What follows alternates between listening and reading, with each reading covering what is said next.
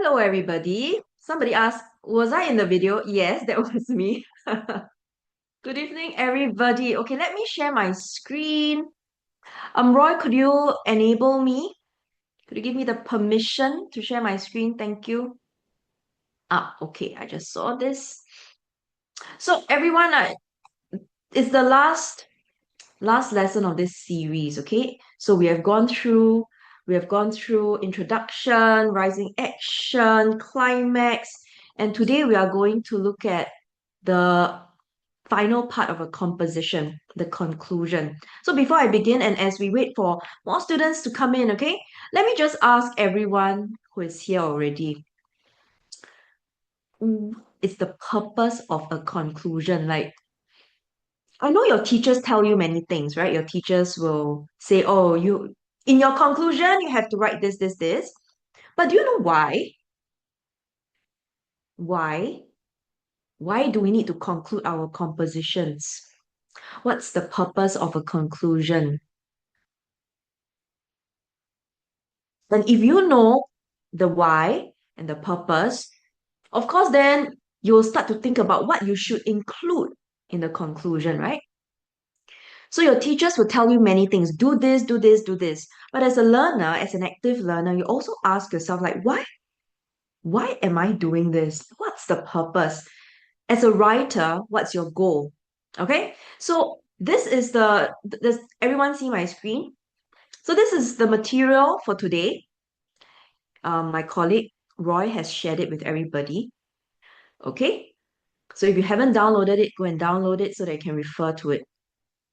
Some students have given me a response, say, oh, a conclusion is to end the composition. Okay, I'm going to type out some of your ideas here on the screen, okay? Let me zoom in so that you can see more clearly. Oops. Give me a moment. Okay. So the purpose of a conclusion. I'm going to just type out your ideas, okay? Unless it's too wild. So the purpose, give me a moment. It's a bit laggy today. Okay, the purpose of a conclusion. Somebody says it's to end the compo. Yes. I mean, it's to end your story, right? To end the narrative, and that's why it's called a conclusion. What else do you say? To end the story that impress readers. So the purpose of the conclusion is to, I'm going to put a question mark behind this, impress readers. What do you mean?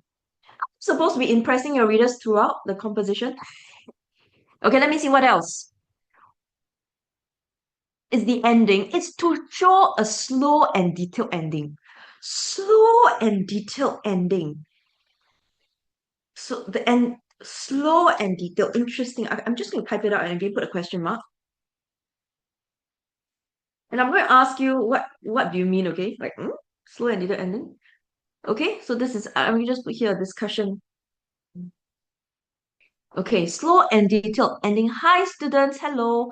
Um, explain the moral of the story. Very often, in your compositions, especially the ones we write for PSLE, or the ones that you write at your age, okay? It very often involves, the compositions very often involve themes that show character transformation. So your character had to go through some sort of trial and tribulation or challenge. They rise up to the occasion, they solve the problem, and they become a better person. So in the process, yes, very often they learn something. So sometimes it's a moral value, okay? Moral of the story. So what is this story trying to tell the readers? Are you trying to inspire the reader? Are you trying to warn the reader? Like, some morals are there, some cautionary tales are meant to warn you, right? Like the little, not little, the Little Red Riding Hood, yes. It's a cautionary tale. Don't venture out into the woods, don't believe someone who is very suspicious. Okay? Inspire to warn. Yes, it could be. Okay, let me see what else. To show the main character's reflection, yes, that your teachers will always tell you, right? The reflection. And very often with the reflection, there is a lesson learned. Now, lesson learned is if you learn a lesson, it's because you did something wrong, correct? If you have done something wrong, then you learn a lesson. If you didn't do anything wrong, you don't have to learn a lesson. You can reflect and you can learn something. So you can learn a lesson. You can learn a few things, okay? You can learn something about yourself. You can learn something about human nature, like human beings. When no one is watching, human beings tend to feel invincible. Okay, when no one is watching. That's why we have our keyboard warriors, right? No one know your identity. So when no one is watching, when no one knows who you are, you become very daring. That could be human nature. That's human nature. Okay, so in your story, did you learn something about yourself? Like, oh, I'm actually a very brave person. Or you learn something about human nature. Human beings, um, when they are not told or when they are not punished, they can be reckless, they can make very poor decisions. Okay, something that you realized, okay, at your age. What else can you learn? You can learn something about your relationships, okay, or something about your loved ones. Like, I didn't think that my sister, who is usually timid and shy, would stand up for me when I was bullied. So you learn something about your loved ones. You realize that your sister really actually cares about you, though she does not talk to you often, right? So depending on the story, there are many things you can learn, and they do not have to be lessons. Lesson learned, usually we think about the mistakes we've made, okay? Many things you can learn. Uh, Katika says, not slow and detailed because you don't want to end it extremely fast.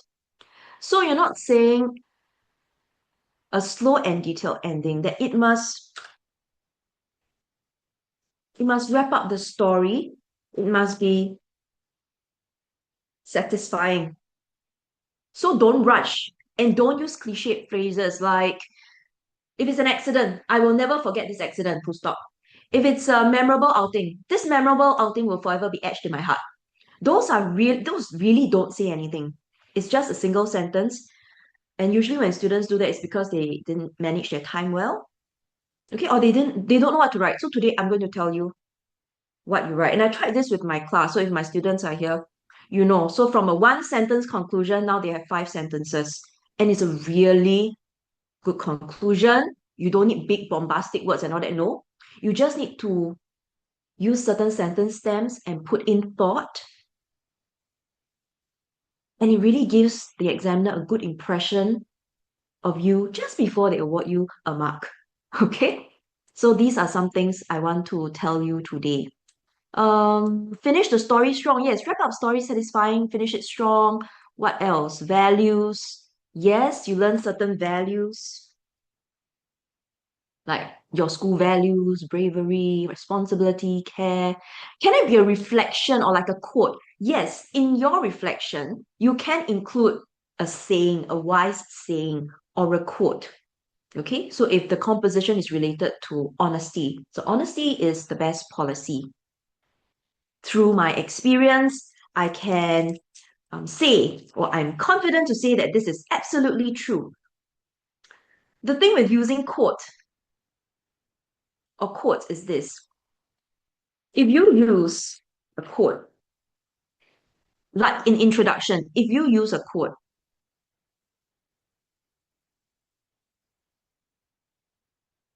describe how it relates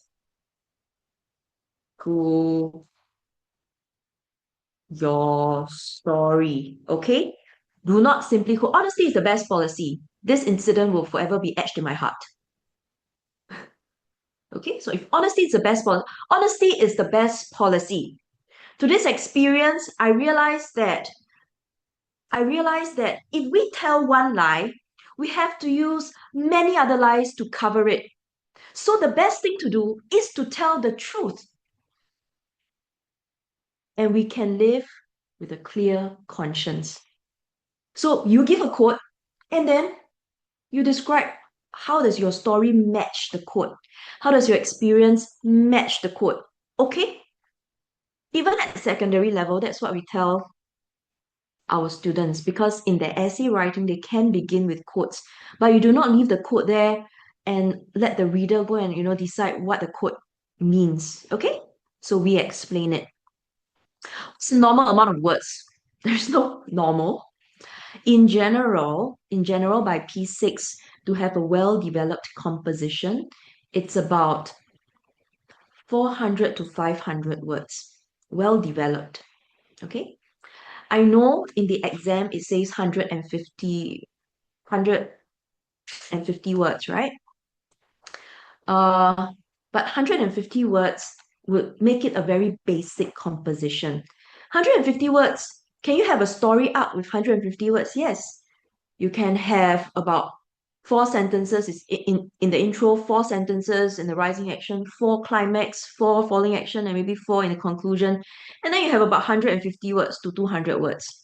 But for every part of the story, it has things were mentioned, but they were not developed. So yes, you have a story, but it is not well developed. So if we look at the rubric, it will not be in a very high band, right? Under content. Okay? So I would say about 400 words to 500 words. You see, if you have there are 5 parts to your story and you write about 400 words, each part is about 80 words or so.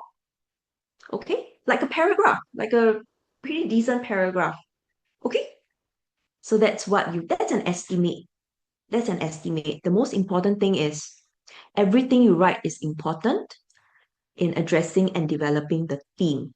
There is no point writing purposely trying to extend your sentences, but when I read your sentences, there are a lot of things that don't make sense or that they are irrelevant. So that's what we don't want as well. Okay? Okay, thank you, Roy, for handling the technical things. So students, you have your worksheet. So these are some things we are going to discuss today. Okay? As a warm-up, let's take a look at the theme today. Broken promise. Like all our previous sessions, I want you to quickly give me a list of similar questions or themes related to a broken promise. What other PSLE style themes could be linked to a broken promise? That means today, after going through the planning with you and some brainstorming, you can use those same ideas in these other compositions. What are some similar themes that come to mind? A broken promise. Unforgettable. Well, broken promise, unforgettable incident. Um, Unforgettable, possible. Okay. An unforgettable something possible. It could also be a promise. So a broken promise is bad, it's like negative.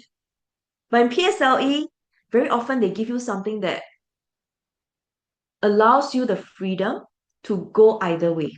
Either you make or fulfill a promise or you break a promise, or they'll just say a promise. And then you can decide either way, okay? A promise, it could be or it could be to break a promise. Lying through your nose? You mean lie through your teeth? Okay. So telling lies. Telling telling a lie, maybe I'm just going to type it's not outrageous. A betrayal, yes, possible. A broken promise is very often linked to a betrayal. Regret, possible. Regret, broken friendship,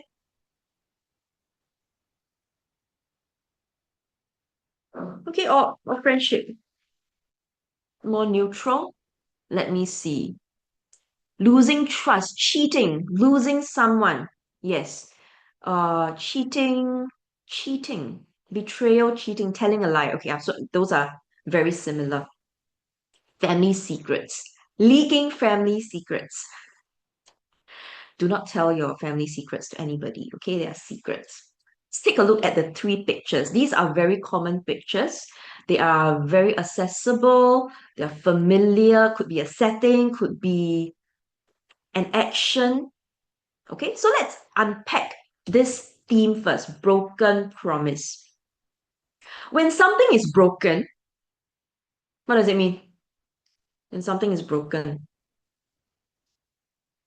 When something is broken, it is it is shattered. Yes, I love it. Okay, shattered. Very good, Ginny. Shattered. No longer perfect. So when you break a promise, you're not just breaking a promise, right? You're actually ruining a relationship, isn't it? Because a promise can't stand alone. You make a promise to someone. So a broken promise is related to not just the promise being broken, but the relationship, the ruining of the relationship. And therefore, it also involves emotional pain, a broken relationship. So broken promise is related to these things. Okay, let me just draw. Perhaps I shall use red so that there's some contrast. Okay, so broken promise, shattered, no longer perfect, broken relationship. Okay, and the thing with broken relationship is if you value the relationship, you'll try to make amends, right? If you don't value the relationship or then you would just move on, right? If the person doesn't want to forgive me, too bad. Some people are like that. If your character really cares about the other character, then maybe your story may involve making amends. Okay, somewhere in the following action, it could happen there. So some things for you to consider. There are two guiding questions here. So whatever I'm doing on the screen, I believe most of you are not new here. You have joined me. You were here in the past sessions.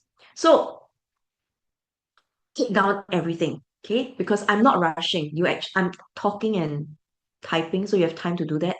There are two guiding questions. Let's take a look. What was the broken promise? Of course, you have to address this. And why was it broken? This is very important. If you miss this out, there will be a huge gap in your composition if this is the theme. You cannot just say, this was the promise I made, and then I just decided to break it. That doesn't happen in real life, right? Some ways, some reasons why promises are broken. Share with me, okay? Why do people break promises? Is it always intentional? Is it always intentional? Oh God, a slip. Okay, they just blurted it out. But I want you to think about this reason. So let's say today you are given this in the exam and you say, okay, why was it broken? Oh, because my character just forgot and just blurted it out. Is there much to develop? Is there much to develop? No, because it's an accident, it just happened. And therefore, there is really not much to develop in terms of character.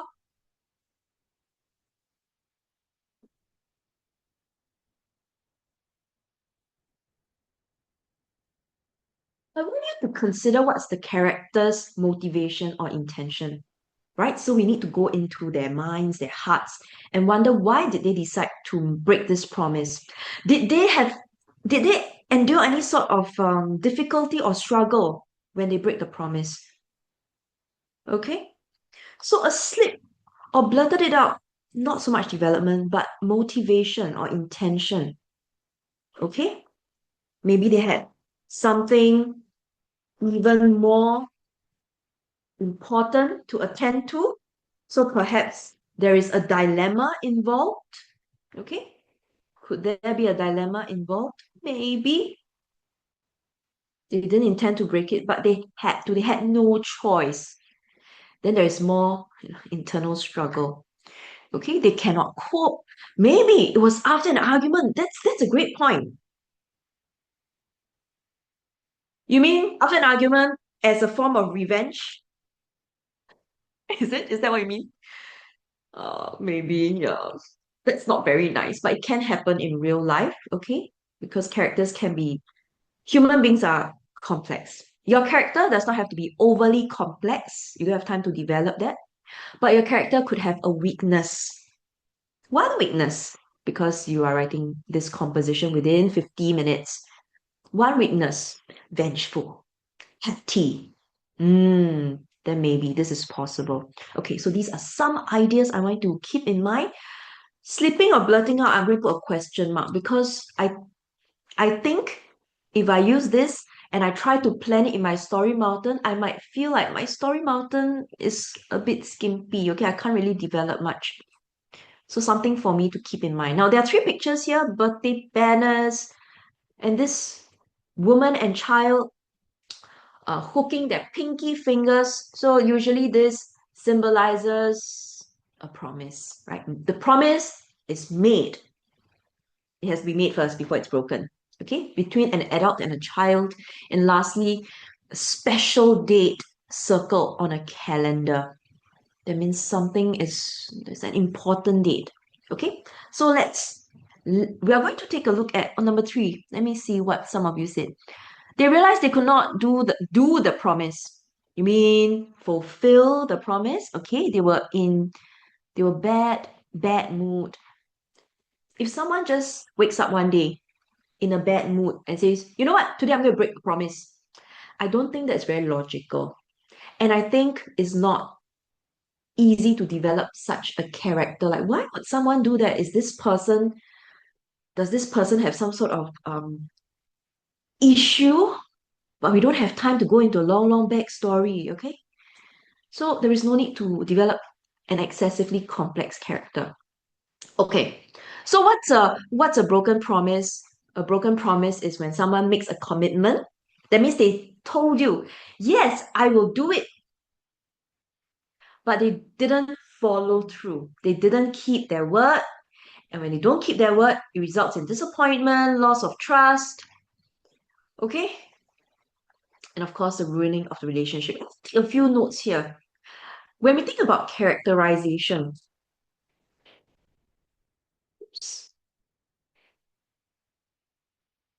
time you make a promise, how do you sound? Do characters or people usually sound confident or not confident when they make a promise?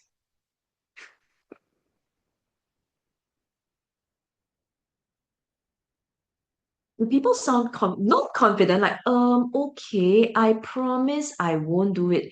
Would the listener be convinced by your promise? If you want the listener to believe you, to trust you, to have faith in you, you'll always sound very, very sure.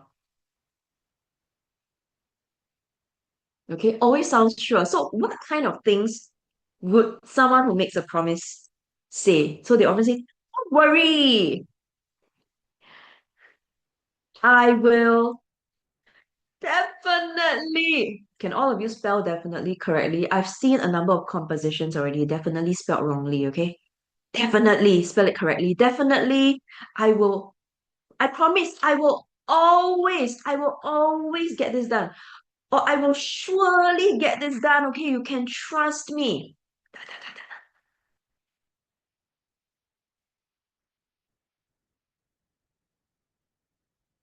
Okay, so people who make promises, if you now have to introduce direct speech in your composition and you want to capture this moment where this overconfident person makes a promise, use the right tone and choice of words. Okay, not difficult words. When someone makes a promise, they really sound very confident.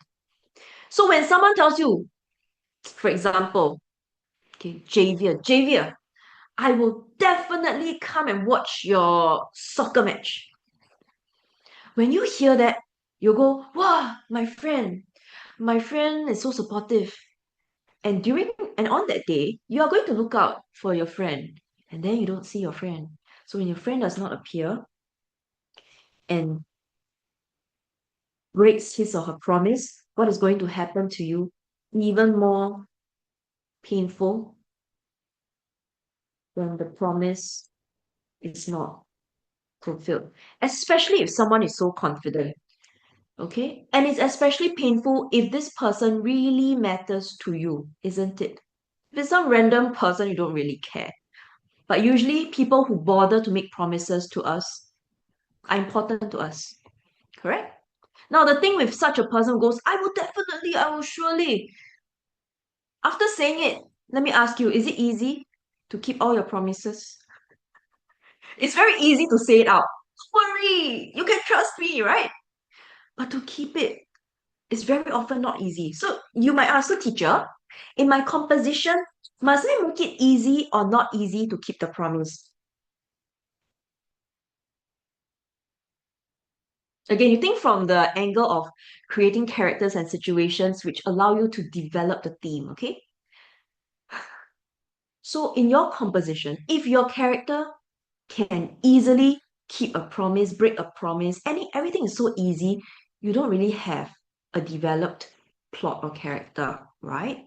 So it is not easy to keep a promise. It requires what?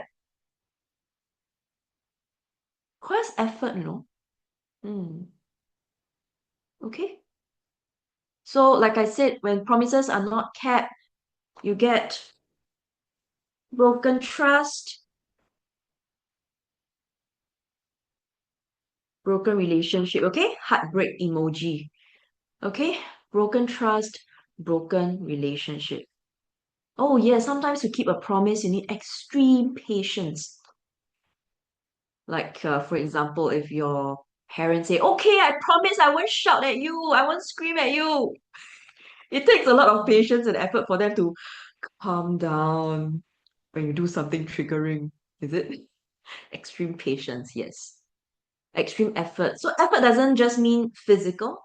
Okay, patience. It's not easy, right? Or to be able to manage their time well so that they can show up for all the important people in their lives. Okay? Senior, I don't think anybody would, that's not a realistic promise, right? Yeah, that kind of promise might be made in very desperate situations, which we don't want to explore today because it's too it involves too much complexity. Okay, Xing Yan? Yeah. Okay, I'm gonna leave this here for another 10 seconds. Leave this here for another 10 seconds, okay? All right.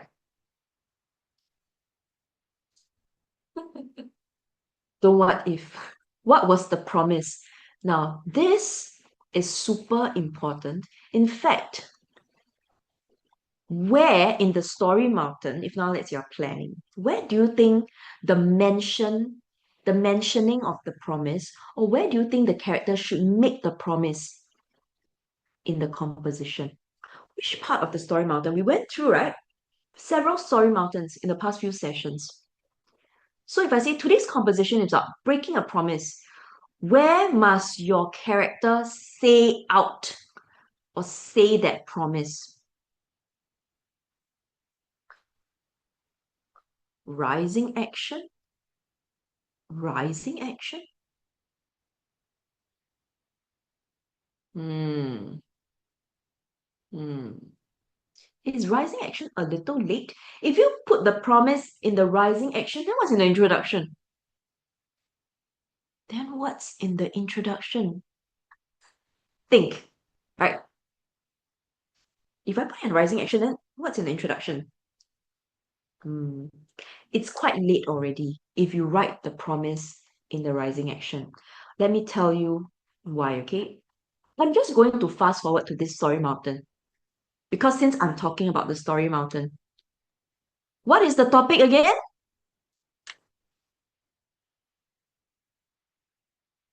So I'm going to put the broken promise the moment the promise is broken in the climax. Correct? So we plan again from the climax now. Just now I asked you, where is the promise made? If you make the promise in the rising action, there is very little room for you to develop, right? You'll be rushing. You'll be rushing. So the broken promise is in the climax. If I work backwards, will your character be trying to keep the promise? Effort, right? Okay, trying to keep the promise or any sort of conflict. Any sort of conflict. Trying to keep the promise, difficulty is also a kind of conflict, okay? Internal conflict. So trying to keep the promise or any sort of conflict, because just now someone said, right? I broke the promise because I want to get back at someone. Yeah, so the conflict can happen here. Then in the introduction is where you, of course, you give us the context, like what's happening, why was the promise made, what kind of promise was made. So if we work backwards now, do you realize why I said if you make the promise in a rising action, it's a little late? Because we want to show that the character, we want to show some form of character development before this very moment. Before this very moment, all the motivation, intention of breaking the promise is developed. The broken promise is just a moment. That moment, right? Okay? So something for you to think about. So when you plan your compositions, always think about what's the bulk of the story. The bulk is in the rising action and climax, right? Where we really, really zoom in on developing the characters and theme. By the time we reach falling action, we are starting to cool down and wrap up the story, right? Okay, so work backwards, work backwards. Some students get this faster, some take a bit more time to do this planning, but always start from around here and then work backwards. Okay? Okay, so that's the promise. So a good place to state clearly. I have seen this composition written by students. After reading the whole composition, I cannot find where the promise is. I can't find the promise. I don't know where it is. People just got angry and then the story ended. Okay, so state clearly. You can consider uh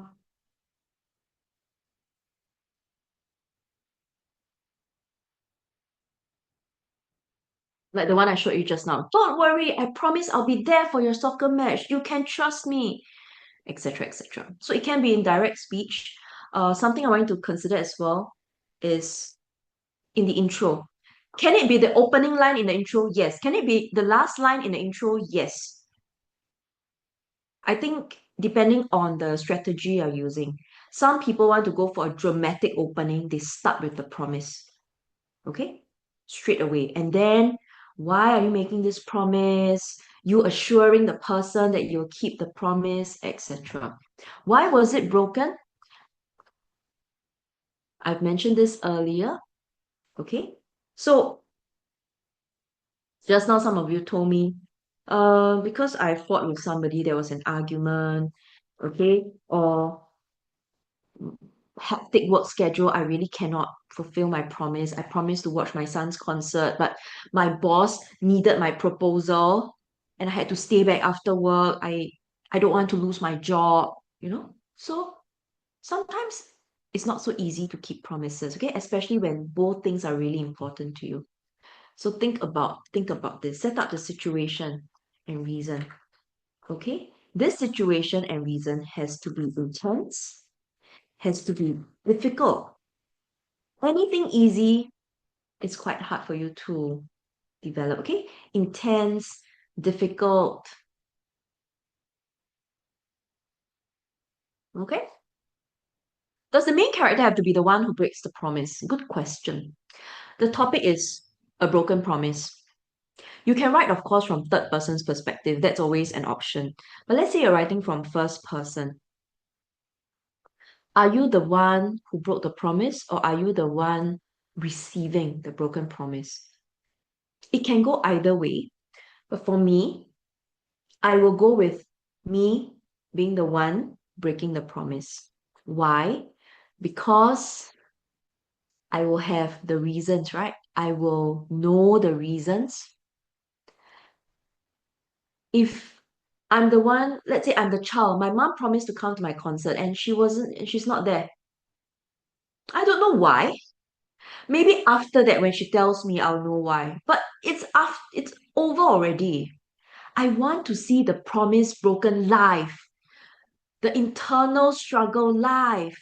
So I will write from the perspective of the person breaking the promise. Okay? All right. So before I make a decision, all of you are asking great questions. These are questions you have to ask. Uh, and then after you ask, you weigh the either side, right? If I'm writing from this, what can my character do and not do?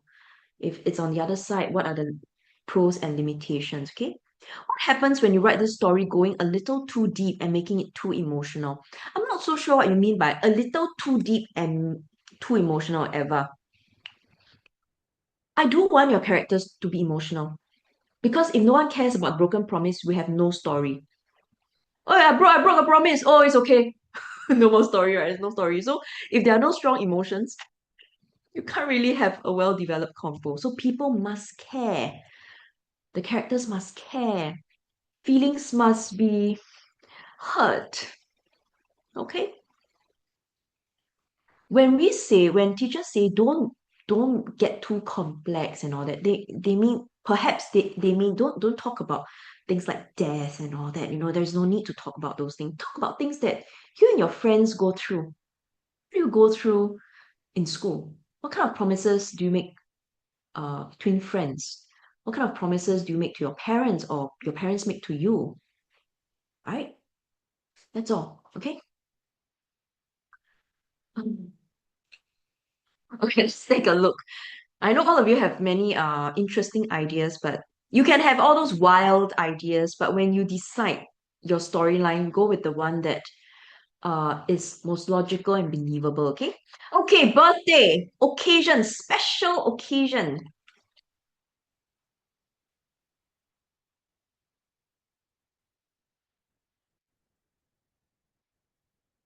Before I even look at these questions, I already decided that this is not just a birthday party, it is super special.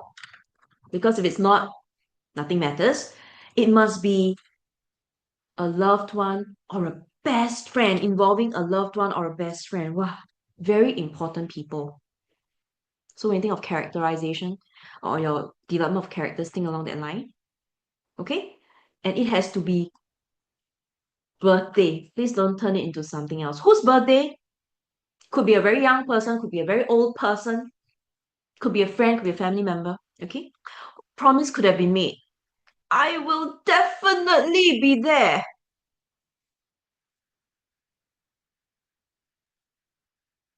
Okay, I will definitely be there. Promise to be there. Who made the promise? Like I said, could be best friend, very close person. Okay. So, and someone who is very close made a promise to you. Okay. So, who made the promise? Loved one, best friend. And then if they break the promise, you are going to suffer great disappointment. Learn how to spell disappointment. Great disappointment.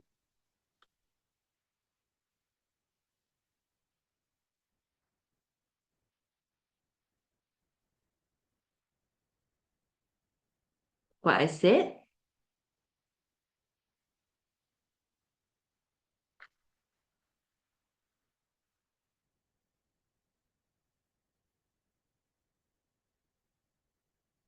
Okay. So, great disappointment, especially when it's somebody like that. When we are looking at our loved one, when we are looking at our best friends, okay? These are people we love a lot, and when they break the promise, our heart will be broken, okay? So they are very important. Why was the promise broken? Various reasons. Is it related to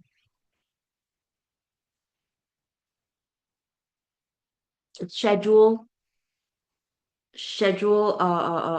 okay, let me clashed with another important event, maybe. Okay, could it be a delay due to poor traffic, delay in flight due to something, a delay due to something, okay, something out of the person's control. What else?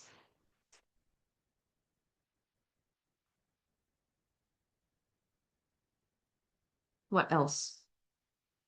Delay, forgot. So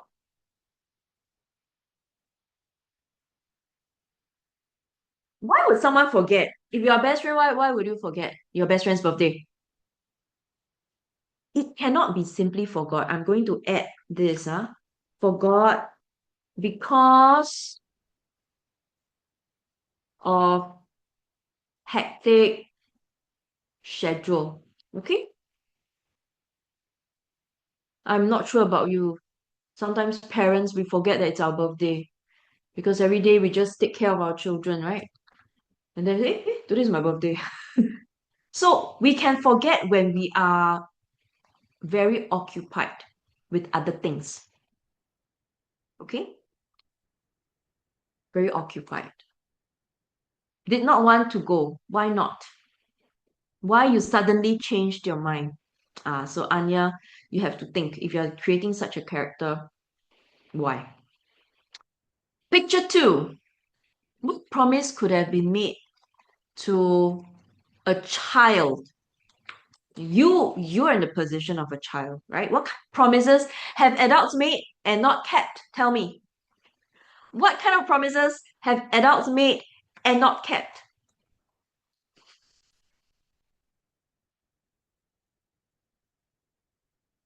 What promises have the adults made to you and not kept? Going to the playground. Okay, I promise I'll take you to the playground in the evening. And then they had too much work to do, so they can't. Okay, possible. Taking you to the playground, letting you watch. If you do your homework, you can watch TV and they don't keep it because they say, oh, you didn't do enough. So you cannot watch TV. So they change the conditions of the promise. Yes, that happens in real life. Promise to go to someone's graduation ceremony, but did not. Okay, yes. Okay, I'm going to type out some of these ideas, okay? Okay, playground to taking her out for a fun day, okay? An outing. I promise to take you to the zoo on my off day, okay? Taking her out. Or being there for her graduation, being there for her graduation. Yes. To a theme park outing, yes. Buying things for you, promising to buy you something.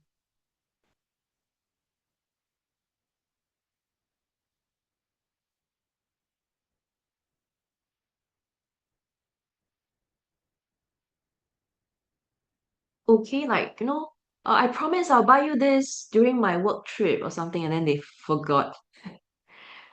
Take them to a favorite place. Okay, not fun day, my goodness. Sorry for the typo. Fun day, outing, theme park.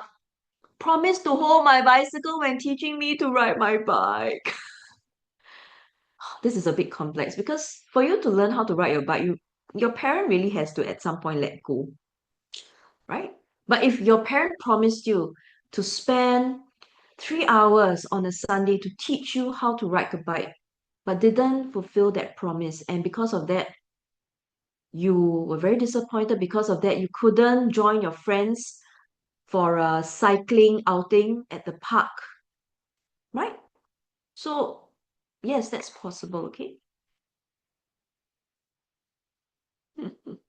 Okay, so all of you have all your ideas. Now that you have so many ideas, I want you to pause and ask yourself which idea allows you to develop a character, a full character who has difficulties, who has good reasons. Okay? Who broke the promise? Could be a mother, could be a mom, could be an aunt. Okay? Could be a teacher.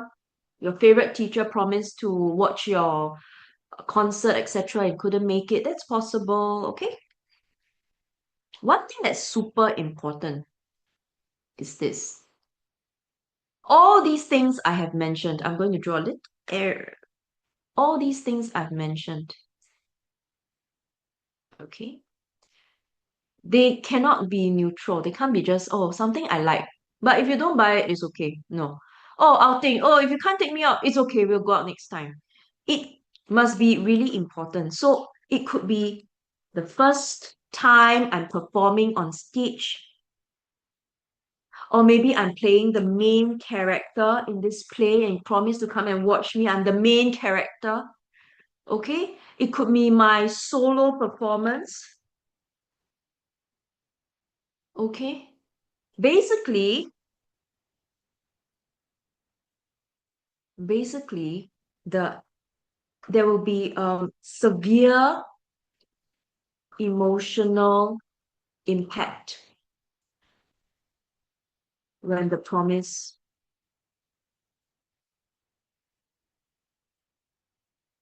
is broken. Okay? So I always put these words in caps because I have read some compositions where students simply tell me what happened. This happened, and this person said this, and this person went there, and this person did this. But I don't feel any anything emotionally. It's just like reading a report. Oh, okay, all these things happen. So what?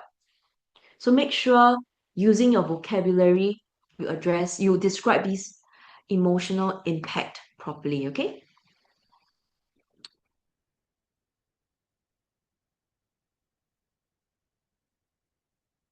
Why did the person break the promise, like I mentioned? Could be one of these reasons, okay, earlier on.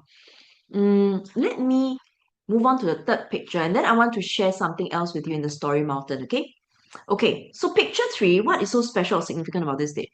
I'm not sure. It could be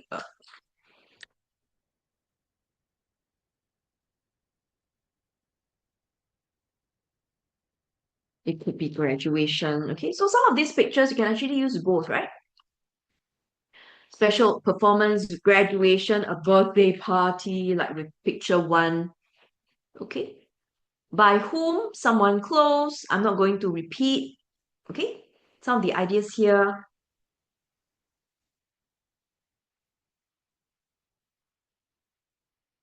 Why wasn't the promise kept? Urgent matters, clash in schedule, etc. Now, this is 15th on the calendar. So you cannot say the person broke promise. He didn't come for my Christmas party. Christmas is 25th, right? So if you say, but some people celebrate Christmas earlier. Okay. But that's not the usual thing that happens, correct? So if the number 15 is circled and it's given to you, let's avoid things like Christmas because it becomes unnecessarily complex. It puts a question mark in the examiner's or reader's mind and they go, huh? Okay? So it's not Christmas. Birthday, it's fine. Um, okay. Bargain, let me see. Okay, let me pause here for a while. I'm going to take a look at what all of you wrote in the chat. Can the child be the one making the promise? Yes, the child can be the one making the promise. Mm, yeah, well, all of you seem to have been betrayed by many adults. You're so upset by all the broken promises. Teacher, what about a dialogue saying something like that? Hey, it's not a situation where you promise and say it's okay. What do you mean, Tashea? It's not a situation where you promise and I say it's okay. I don't actually understand what it means, so you can rephrase it for me. Can the child be the one? Yes, yes. Exam day. Or promise to do well in an exam, is it? When it comes to studies, we can promise, but sometimes you can promise to work hard. I think you can promise that. And your parents can tell, right? Whether you're on your handphone all the time or you're really doing revision.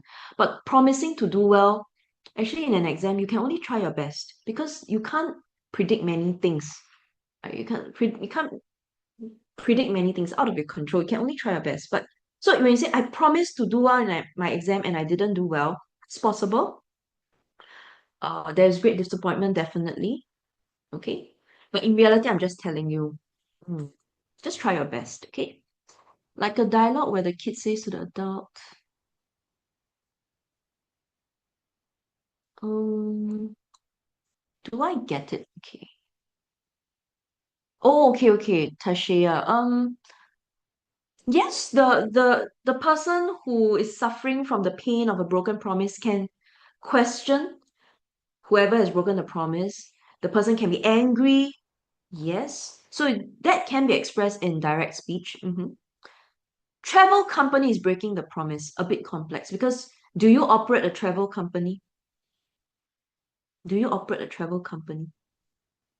Okay, if you don't operate a travel company and you don't know how travel companies work, when you have to develop certain parts of the story, you might start to say things that are actually not logical.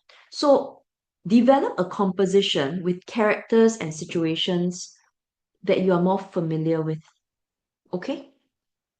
When you have time to do research, you want to take part in a writing competition, you have time to do research, fine. You can write about anything in those creative writing competitions. And an exam, make a wise choice, yeah?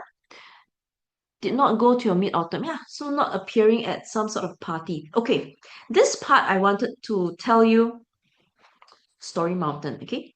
So the broken promise, this part, add on. So just now I said, work backwards. Promise is at the start. When a promise is broken,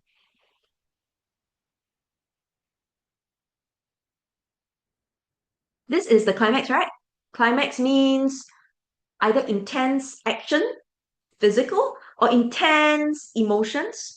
So when a promise is broken, it's more emotional. Okay, devastating, um, intense emotions, intense or severe consequences. Something for you to consider. Okay, either or. I'm going not going to put plus. I'll put this instead. Okay. So either severe consequence or intense emotion.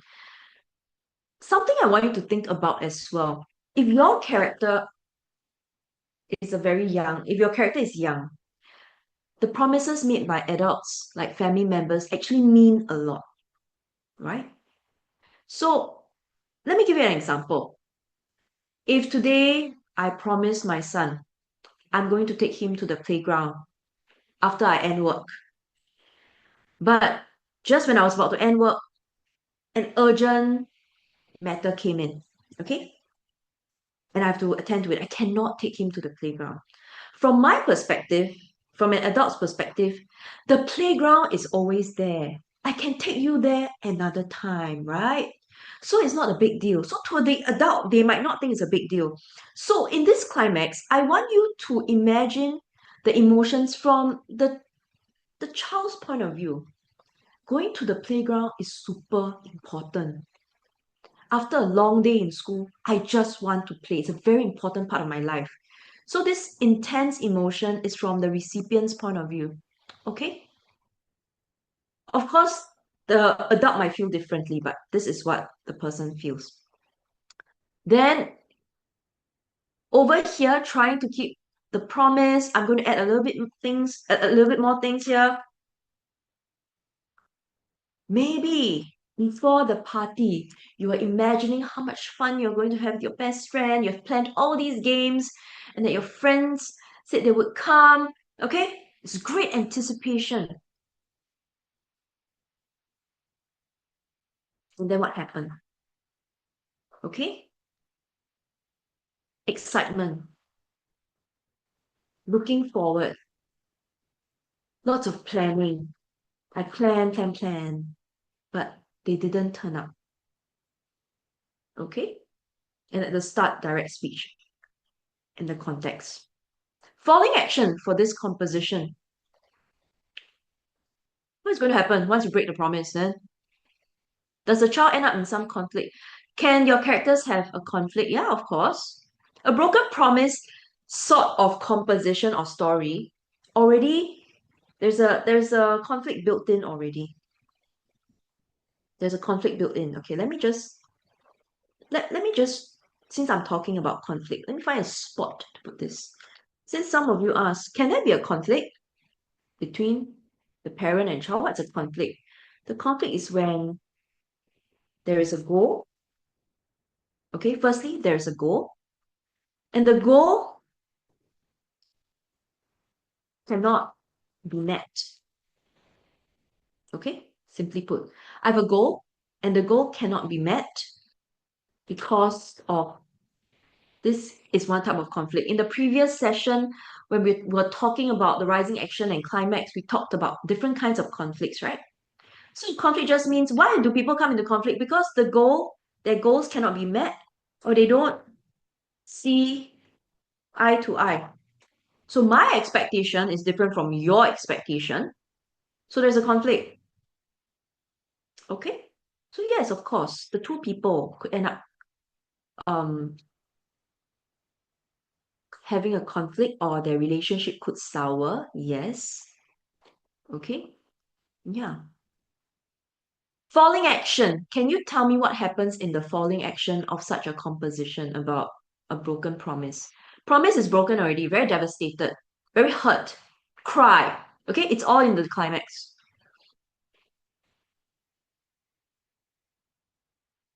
What's then going to happen? Can you have a 30 or 20-minute break? No, I can't give you such a long break. Maybe 5 minutes. After this, maybe 5 minutes. Okay. Falling action. What are we supposed to have in the falling action here? We have done many story mountains in the previous lessons. So after all devastation and all that, this is where, yes, where you can try to, of course there might be guilt. There might be guilt, and because of this guilt, and you want to reconcile, it's here. We don't always need a happy ending, but we definitely need the consequence. Okay, so as a result of this broken promise, was there guilt? Did the person try to make amends? How? Did they in the end reconcile? So I forgive you, even though I broke your promise. I'm very hurt, but I forgive you. Please don't do it again. Okay, reconciliation. All right.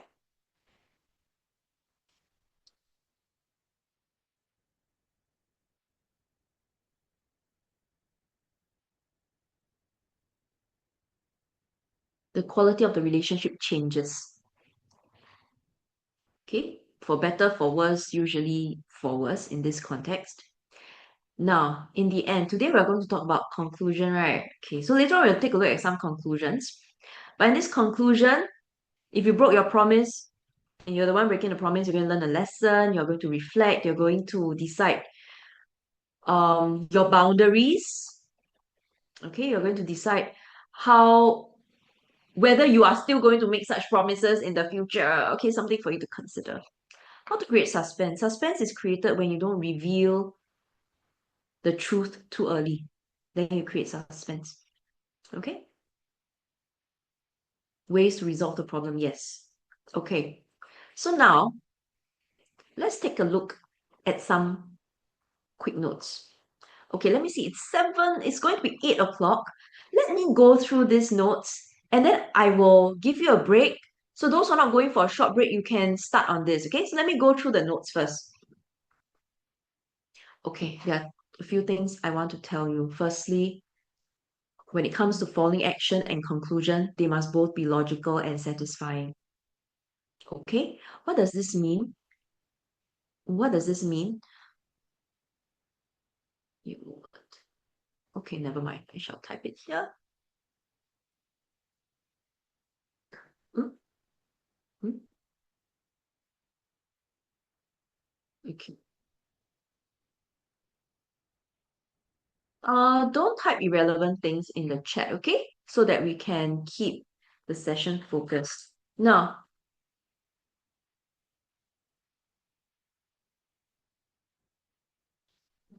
in our following action and conclusion,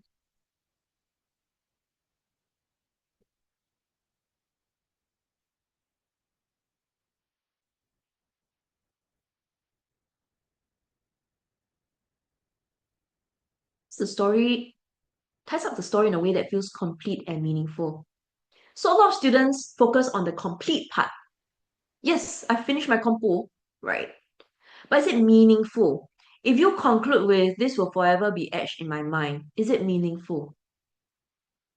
Of course, it's etched in your mind. That's why you wrote a compo about it, right?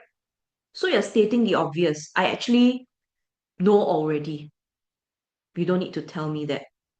So what can you say? What can you say when you want to create a meaningful conclusion? Okay, so I want to share a few things with you here. And this is what I share with my students as well, okay? So people like Claire, you already know. So you can tell me what you know in the chat, okay? Ties up the story. Okay, what do we include in our conclusion? Let me give you some sentence stems. I think that's the most straightforward thing. Some sentence stems. Thinking back, I realized, okay, in the oral exam, when you do peers and in the reflection part, you also use the sentence stem. Okay? So next month, I'm going to conduct oral workshops. Later on, we'll give you some information. But this is the same as what we do in the peers structure under R, reflection. Thinking back, I realized something. If I had not, or if I had done something, what would have happened? Okay? If I had not broken my promise, I wouldn't have caused so much pain to my best friend. So this is sentence structure. Take this down. If I had not, or if I had kept my promise, my friend will be beaming now instead of being in tears. Okay. So if I had not, if I had. This is another sentence stem.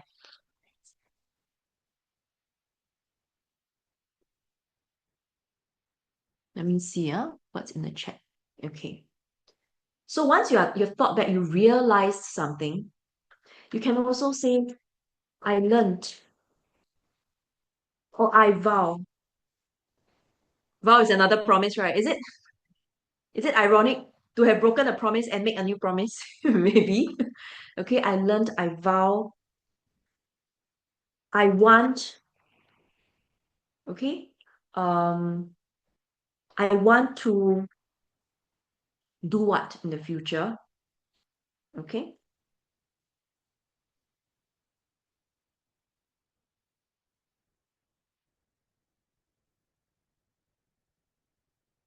If I were given a second chance, another sentence stem. The break hasn't started. Take all these things down, then I'll let you go for a break, okay? If I were given a second chance, what would you do differently?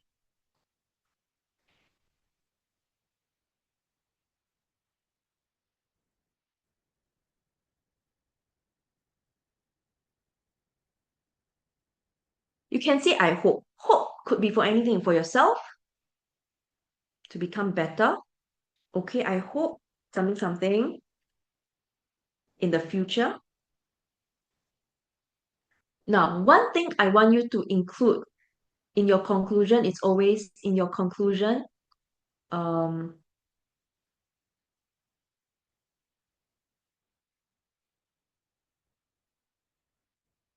so if it's about a broken promise, the phrase broken promise should be somewhere or it appears a few times in the conclusion in different ways, synonyms and so on. Okay? So thinking back, I realized that my actions have a huge impact on my best friend. I didn't thought that he would be so hurt if I were to break a promise, but he was. If I had not broken a promise, he would not be ignoring me now. He would not be so hurt by my feelings, okay? I want to be a better friend to him. I want to be a friend who keeps my promises. If I were given a second chance, I will definitely think twice before making a promise. And when I do make a promise, I will make sure I fulfill it. Okay? And you can say, I hope my friend forgives me and our friendship and we reconcile, or I hope that I can restore our friendship because he's really important to me. Okay, so these are just sentence stems for you to play around. So you tell me, will your conclusion just be one sentence? This will forever be etched in my mind. No, it'll be four, five sentences. Okay, so try it out. From now on, in all your compositions, try out some of these sentence stems. You can always vary them, but this is a good start. Okay, this is a good start. What you should include is the resolution, like what happened in the end, what's the emotional impact on both of you, on both of you, and of course, connect to the theme. Sometimes by the end of the composition in the following action and conclusion, I start to see the theme disappearing because you just want to finish up. But don't do that, okay? Remind yourself that you do all these. Reiterate means say again, mention again, stress again. Okay?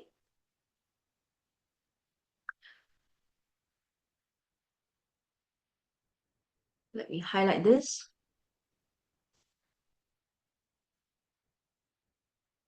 Okay, I mentioned this already, so this is not new information. It should be logical, yes. So don't come up with things that are very outrageous. Okay, at this point, I want to I put this in three crosses, okay? Do not, do not have an outrageous ending. Like, my friend's feeling was hurt, but the next day he decided that he still wanted to be my friend and bought me a present to celebrate our friendship. This is so weird, right? Don't do something like that, okay? Or my friend decided to have another birthday party so that I could attend it. It's super weird as well. So don't come up with something that's really strange. That's the first one. The other thing I don't encourage is to force a twist. Don't force a twist. Don't purposely include a twist at the very end. It doesn't help you score better. If you don't do it properly, it could result in the loss of marks. Okay? So don't force a twist because it could be very confusing. Like your story has ended, right? But why are you doing this? So if it ends, it ends. Okay? So avoid it. Can? It must be realistic. The result of something must always be realistic. Okay? So for example, not related to broken promise. If you have never raced in your life, you hate running, and you train really hard. Okay? Let's say a composition about overcoming a challenge. You train really hard. And now you're going to compete during race day with the top runners in school. Is it logical for you to win first place? They have been training for years. You train for 2 weeks. And then I was so surprised when I won. It's actually not very logical. So when you go into your following action or towards the end of the climax, make sure that it's logical, okay? I don't have to. Yes, okay, no, all the. Let me write this.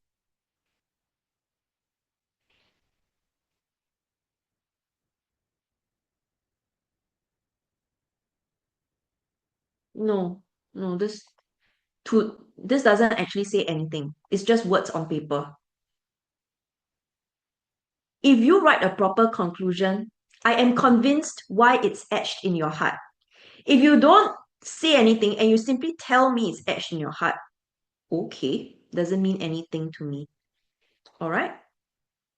So avoid this. Or something like that.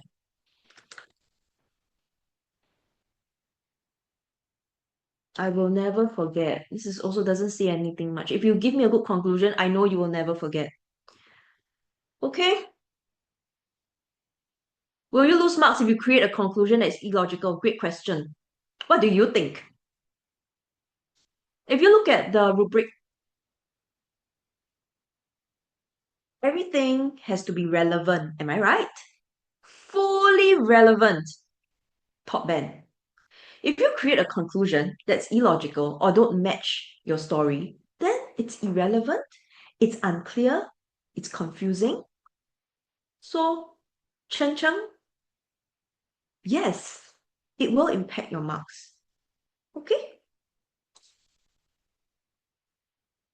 Okay, all these are mentioned already, so I'm not going to belabor. I mentioned it earlier on. This last point here, I want to talk to you about this. Mirrored introduction. What does it mean mirrored introduction? Do you know what this means? For some students, after this, for some students, when they use flashback technique, they will do the mirroring technique. Okay, so the story begins at a point like in the hospital or something, then the story ends in the hospital. But I'm not talking about that. This mirroring the introduction, I want you to use it for character transformation or for any sort of transformation. Let me type this out. This I'll give you a short break. But anyway, this is a workshop and it's online. So if you need to go to the toilet to get something or to do something, it's fine. Okay, just go ahead. Transformation. The before is in the intro, right? And the after will be the, oops.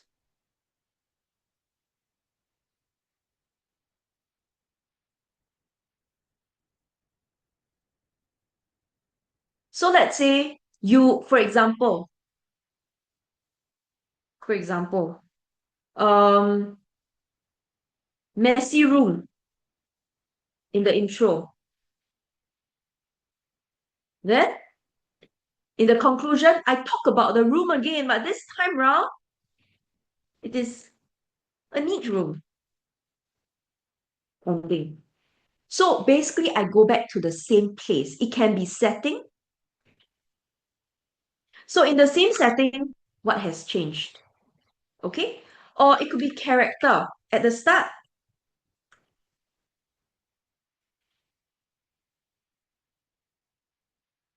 the character was rude. Okay? Creates friends. That's in the intro. And then at the end, same friends, but polite and respectful ending. It could be in school, it could be in the same place, in the same people, setting, etc. Okay? But the character has changed or the problem is now resolved. So that's mirroring. Okay? Mirroring is very, very useful technique. If the story is about a learning journey, how do I end it in conclusion? Oh, wonderful. If the story is about learning journey, okay, I'm going to give you a 5-minute break and I'm going to answer Catherine's question. If you don't need to go away, you just stay here. Okay? Catherine is asking if the story is about a learning journey, like a memorable outing, something like that, a memorable outing, a learning journey, what do you include in the conclusion? Let me type this somewhere. Let me type this somewhere. So Catherine is asking if it's about a learning journey. Let me find an empty page here.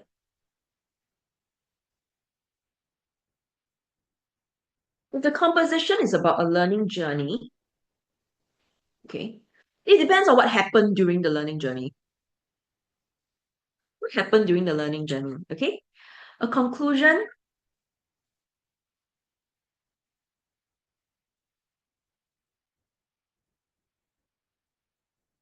In the conclusion, you can talk about a few things. You can talk about what made it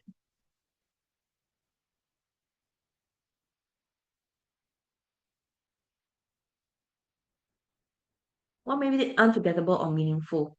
So you can say, um, through this experience or through this learning journey, I learned, I realized, okay? If at the start your character didn't want to go for this learning journey, like I don't want to go hiking, it's so hot. But after going for this learning journey, your character was like, oh my goodness, luckily I went.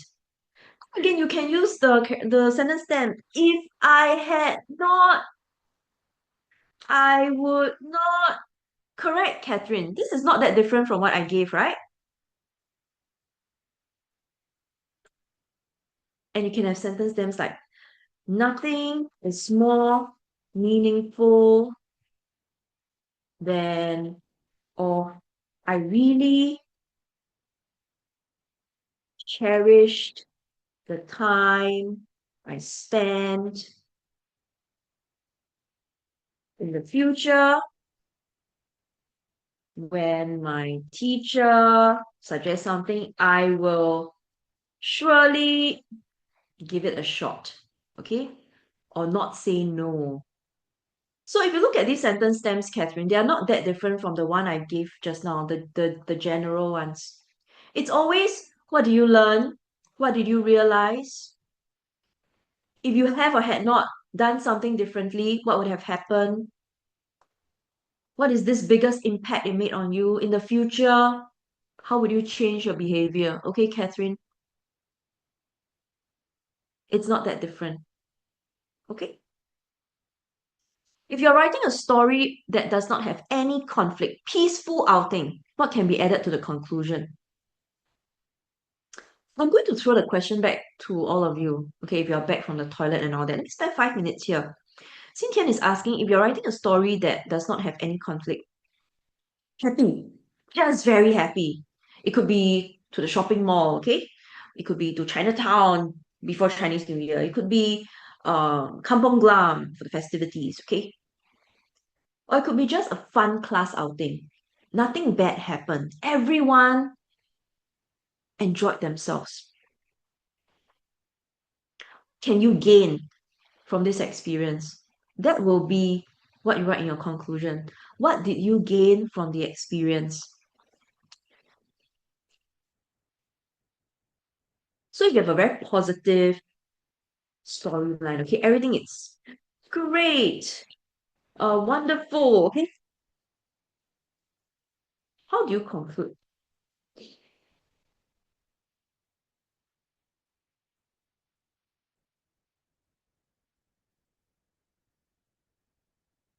We all love to enjoy ourselves, right? We love to laugh, we love to have a good time. And why do we love all these things? It's because we actually gain something from it. It makes us feel good. It makes us feel hopeful. It helps us form stronger bonds with our loved ones, right? So think along that line. Think along that line. What do you gain from the experience? Do you learn something? Like you go class outing to Pasir Ris Park or East Coast Park, and all of you play soccer on the field, and you have never played soccer, but your friends invited you, and you just join in and realize it's so fun. So maybe you learned a new skill, right?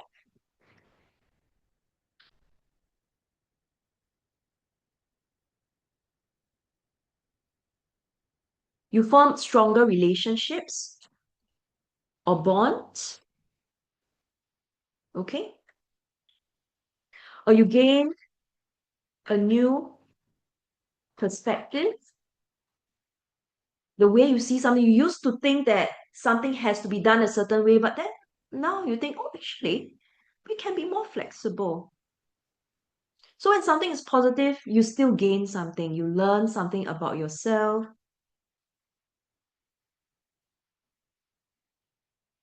Okay.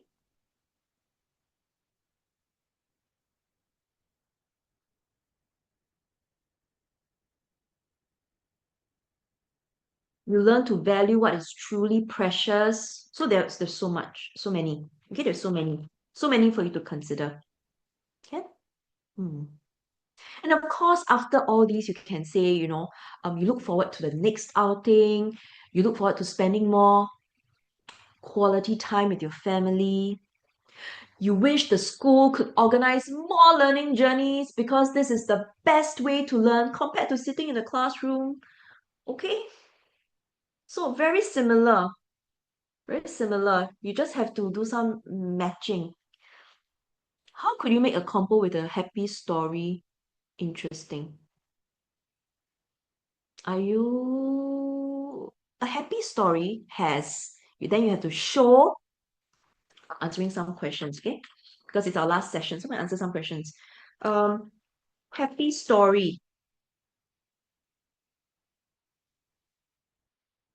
Actually, whether it's a happy story or a not so happy story, we always focus on,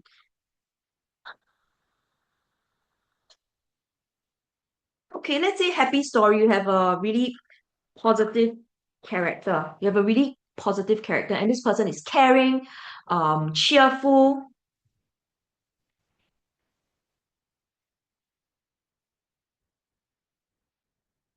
Show this person's positive thoughts, words, actions. So is it different from a negative story? It's not that different because you have to use the techniques, your show, not tell.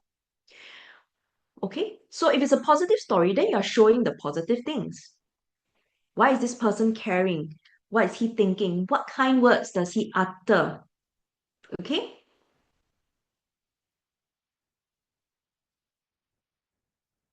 Today in our writing class, we just talked about mood and atmosphere, right? So positive atmosphere, choose the words that create a certain mood.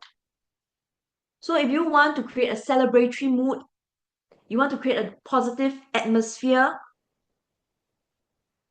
what do you see in the setting? A happy, for example, a birthday party, really happy. You're going to describe the balloons, the streamers, the banners. You're going to talk about how colorful they are. You're going to talk about them shimmering, right? You're going to talk about the upbeat music playing in the background, right? You're going to talk about the aromatic, the scent of baked pastries, okay? Or the sweet cream or the buttercream cake, creamy buttercream cake, okay? Positive. So you create the setting. If not, it's negative, you just flip it around. Okay? The limp streamers were just dangling from the ceiling. So if it's negative, you don't say they adorned the walls. You say they were dangling limply, lifelessly. So the same thing, you just use different words to describe them. The atmosphere changes. Okay? So just make sure that every show and tell word choice, they're positive, they create that mood and atmosphere. How could add a huge plot twist in it? No, I don't encourage plot twists because it is not easy.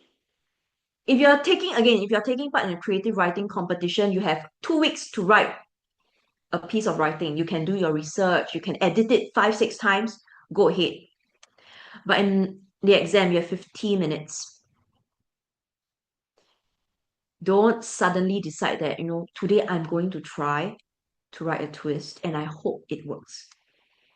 Okay? So, purpose, audience, context, we do what makes sense for us, okay? Everybody should be back by now because I've been talking about answering questions. There are a few conclusions here today, and these act as mini models. Okay? What makes a good conclusion is this.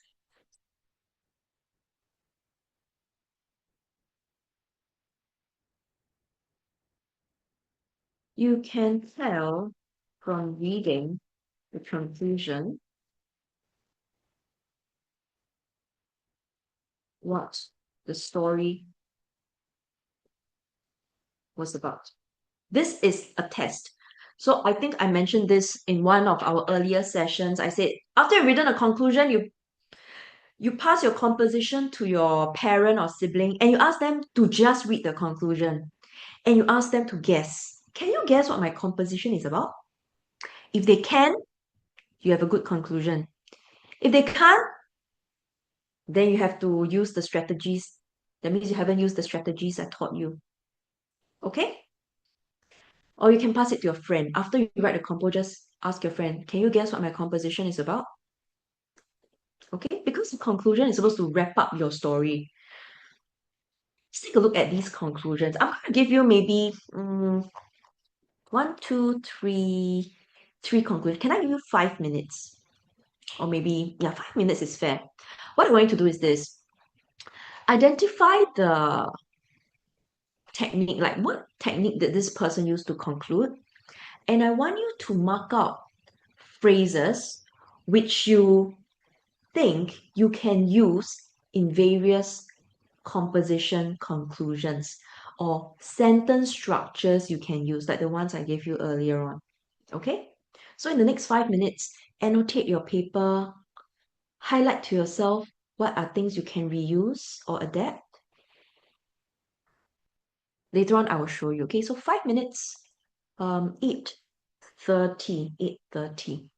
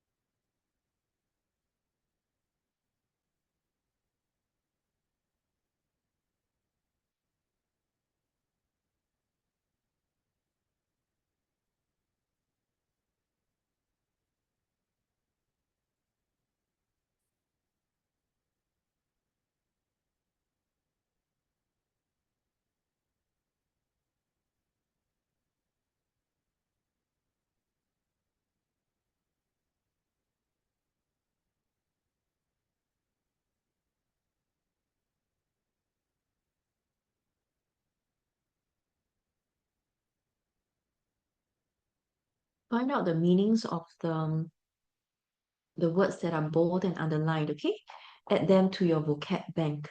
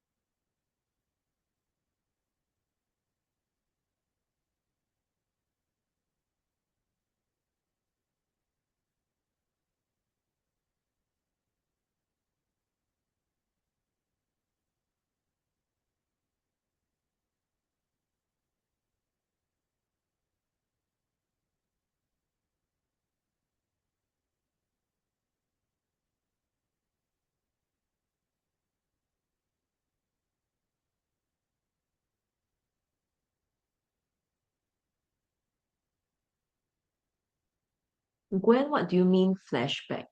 What do you mean by flashback? These are conclusions, and these are conclusions.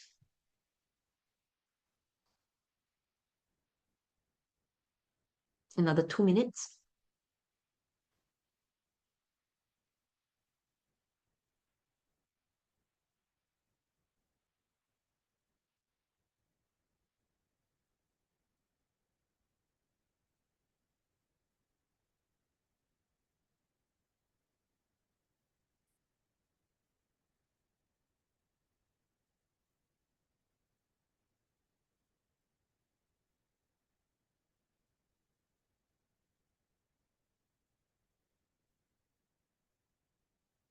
Besides a very reflective conclusion like the ones like the one I shared with you earlier on, these are also good conclusions which tie up all loose ends.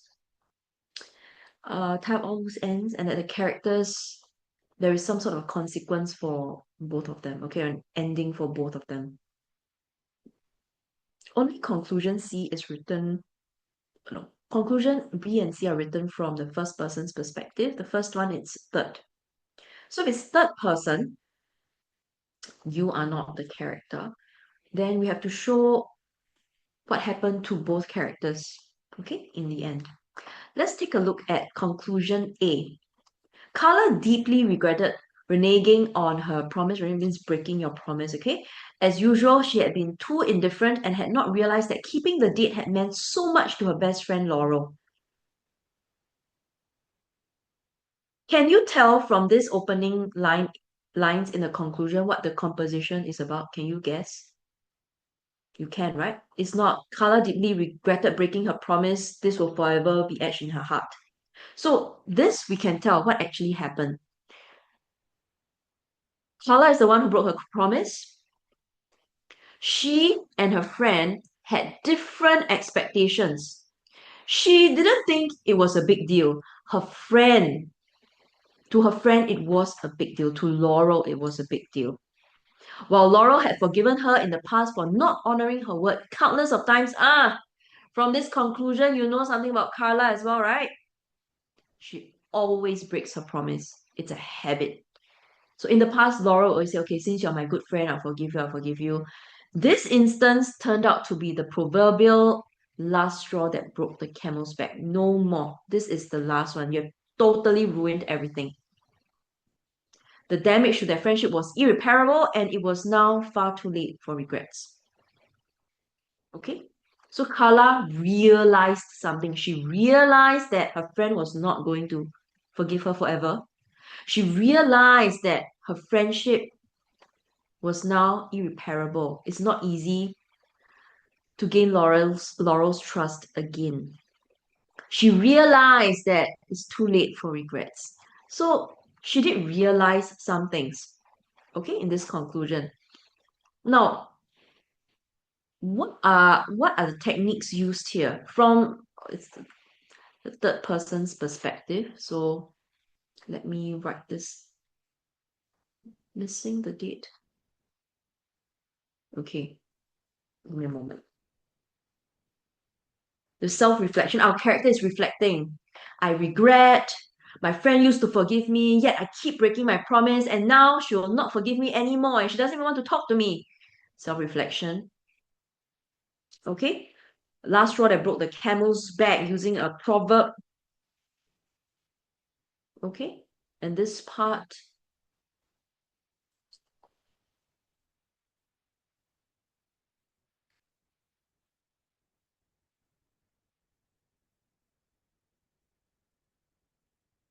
So it's something for the character to reflect, right? Why are you such a person? Why do you keep breaking your promises? It's a bad habit. Our character has to change, right? So some sentence stems you can consider using in your own compositions. I deeply blank. I deeply blank. Okay? I had been too blank. This is a sentence stem you can use, okay? I had been too complacent. I had been too arrogant. I had taken my loved ones for granted. So you can use this I had been too blank, okay? Then you can use this word while A, this instance turned out to be blank. You can use this sentence stem as well, okay? It was now blank. So these are some phrases you can use to craft your sentences in the conclusion, okay? I deeply felt this. I had been too blank. You know, while this happened, or while I realized this, it is now too late. All right. So this is one conclusion. Is this conclusion not too dramatic? It's too dramatic. What's so dramatic about it? Nothing dramatic, huh? It's just good use of words. Good and correct use of words. Right? What's too dramatic, Eva? Tell me what about it is too dramatic. Then maybe I can zoom in. Okay, this one. As a result of my incorrigible habit of procrastination, I had ruined the day for little Gemma. Can you guess what the story is about? There is a narrator and there is a little girl. Okay? And why did I ruin things for the little girl? Because I always procrastinate. Habit of procrastination. Wait, wait. Every time you just want to wait and things don't get done, right?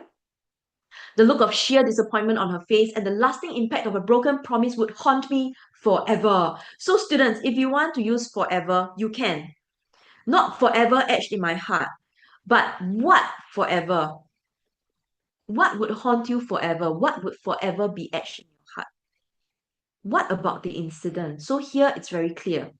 A look of sheer disappointment on her face, lasting impact would haunt me forever. Then it's fine. Okay? And then you can use this sentence stem. Never again would I. This is also sentence stem you can use. Never again would I. As a result of my. Use them. I had. Okay? Forever. But what? A, B. Okay? Haunt me forever. Or will forever remind me too. Okay. Now, in this context, when we see this to a narrator should not have caused an adult should not have caused pain to a child, right? Children, they are fragile physically, emotionally, okay? Why do you want to hurt them?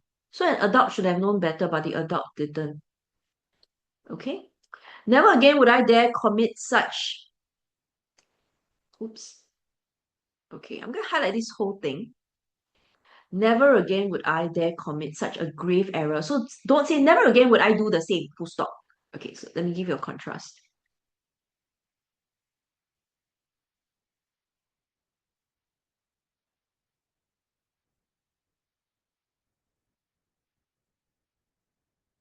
This is no good. This is no good. This is cross, cross, cross. Never again would I do the same. Do what? Do what? So if you write this sentence and you ask someone to guess what your composition is about, can the person guess what your composition is about? Like they will ask you, do what? But look at this sentence. Never again would I dare commit such a grave error of leaving things to the last minute. I know this character is always procrastinating. Okay? So you can use a particular sentence there. Make sure that your details are. Oops, wait a moment. Okay? Reflection, lesson learned. Why haunt? Haunt is like a ghost, okay? So instead of saying I will remember it forever, haunt has a negative connotation for sure. Okay, like a ghost or like a plague. Okay, like a ghost. Okay?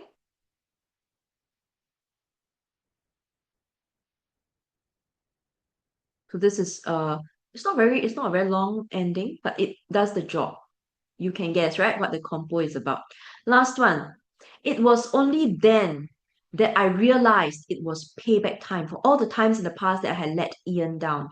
It had all been an empty promise right from the start. After having been given a taste of my own medicine, I realized the folly of my ways and resolved never to go back on my word. Can you guess what the composition is about? Firstly, you do know who the characters are, I and Ian. We also know that I have let Ian down many, many times. I have also realized that I'm now getting the retribution I deserve. And I make a promise to not do whatever I did to Ian again. Okay? So payback time means it's time for you to get the consequences of whatever you did. And this, whenever you say it's payback time, It's a vindictive tone. So I think we've seen this in some of our worksheets. A vindictive tone, or if someone is vindictive, they always want to take revenge, okay? You also want to put revenge. It's payback time. If someone goes to you and says payback time, that means you're going to get what you deserve. So it's a vindictive tone, okay? And you see the use of this, an empty promise. Isn't this related to the theme? That's why I say reiterate the theme, okay? Reiterate the theme in your conclusion. What are some sentence stems you can use? It was only then that I realized. You can use this. It had all been. After having, I realized. Do you realize that they are very similar to everything we've covered so far? So you just have to just learn, I would say memorize, but the best thing for you is to use it. Use it in your next composition, right? Our mid-year checkpoint, our P6s did their mid-year checkpoint, composition.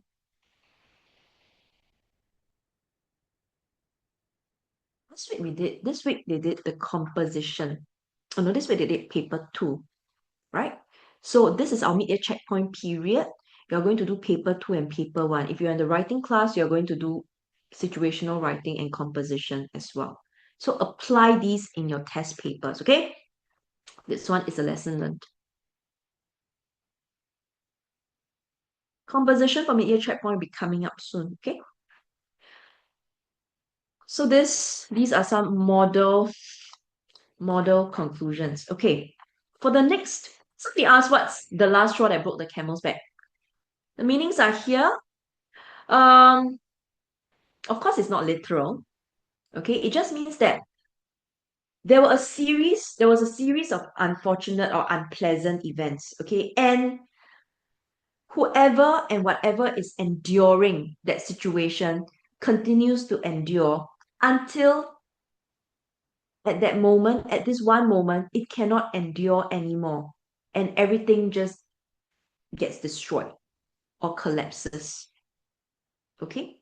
So depending on the situation, if somebody said something, let's say a friend is always teasing you, okay, but harmless, he thinks it's harmless, but so he's teasing you, insulting you, and you have been always putting up with it. And one day, something he said was the last straw that broke the camel's back, and you decided to stand up for yourself and shouted at him, or you said that, this friendship is not going to work, we can't be friends. So something that made you go, I'm not going to deal with this anymore. I cannot. I will not tolerate it anymore. Okay. Taste of your own medicine, it's retribution. Retribution. Okay. Retribution. Hell break loose. Was that all hell break loose? Or are you just asking me the meaning of something that you're thinking? If all hell breaks loose, that means very similar. Means something bad is going to happen. It has been contained for a while, but it cannot be contained anymore. And chaos ensues. Okay? So all hell breaks loose means there's like great chaos, unrest. Okay? And you cannot control the situation anymore. All right. I want all of you to take a look at this, okay? This is the falling action. The conclusion is missing. So I'm going to give you 5 minutes to write, but let me go through this falling action first. I'm going to give you 5 minutes to write. You use it as an opportunity to practice all the sentence stems I've shared with you earlier on, okay, in the models and so on. Tears glistened in Sophie's eyes. Beautiful phrase.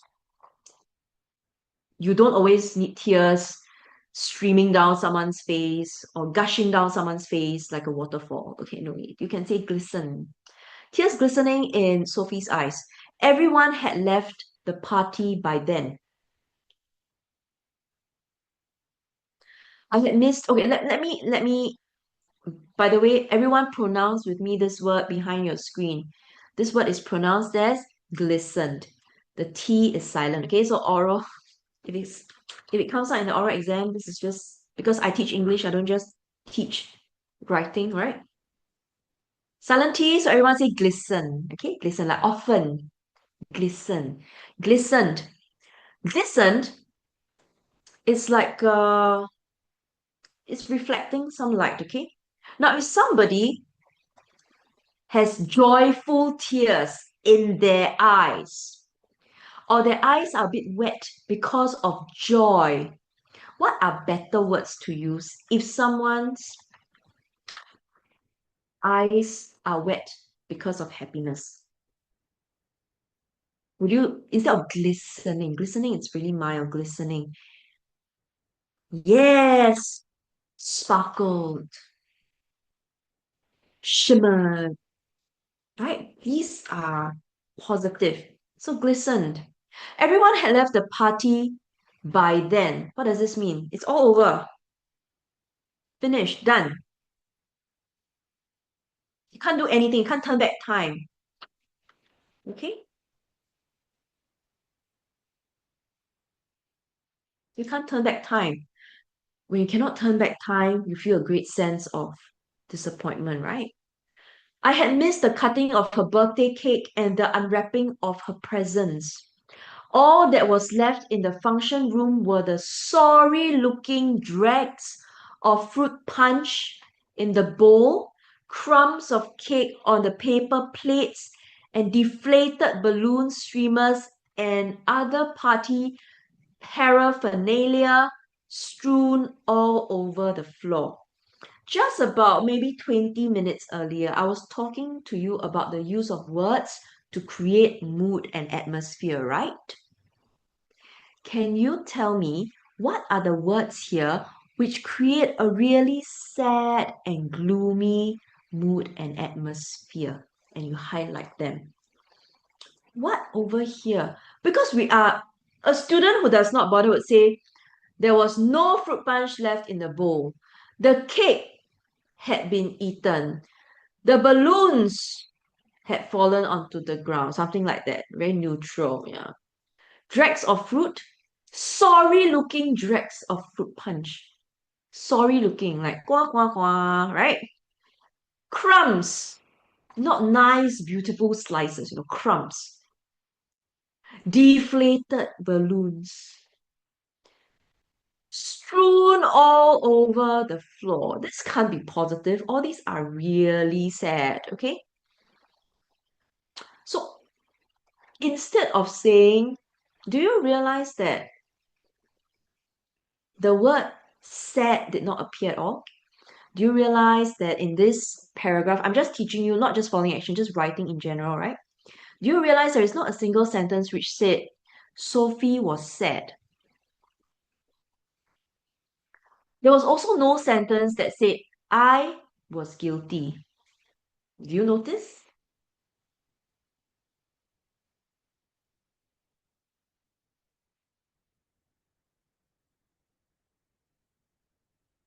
Because if you want to write this, you're just telling. So how did I show it? By describing the things I see in the room using these words, I am showing.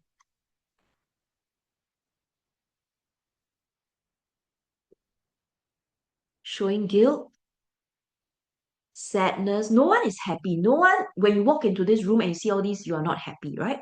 Word choice, showing guilt, showing sadness. Okay? It's a very pathetic scene. Everything's pathetic. Everything looks sad.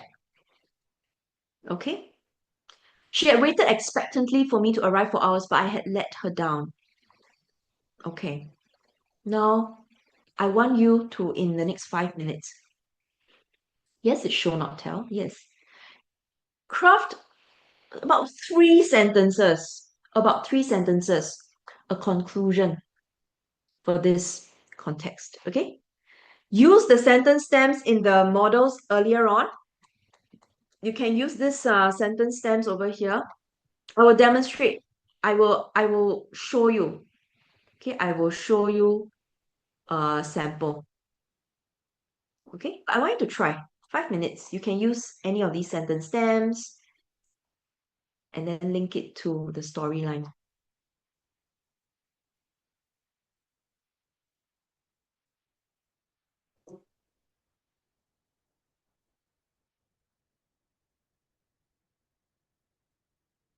Something simple, you can begin with I realized. The, write the conclusion. Write the conclusion about 3 sentences using a variety of sentence stems we went through earlier on. Okay?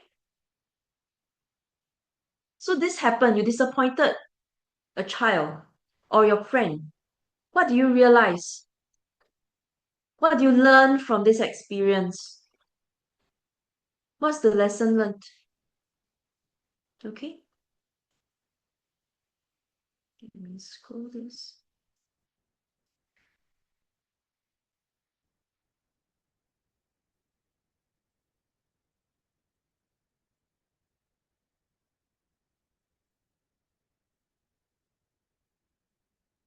The lesson learned. Use the lesson learned technique. That is something that all of you are familiar with. You can start practicing from there.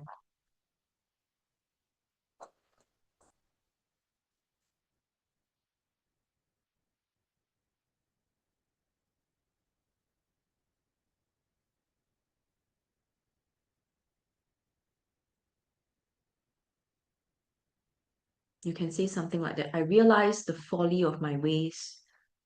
Okay?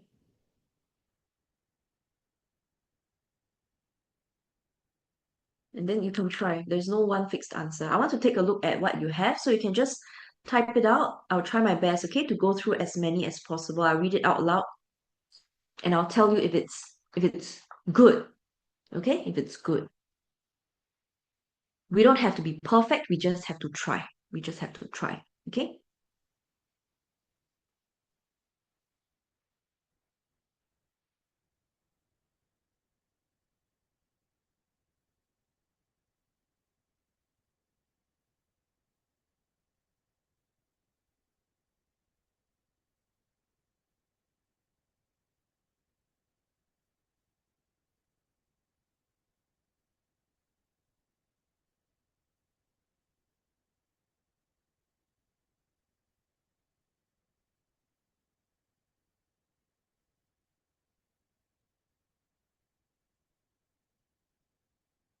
You can just type in the chat as well. Okay, after you have written or as you are writing. Mm.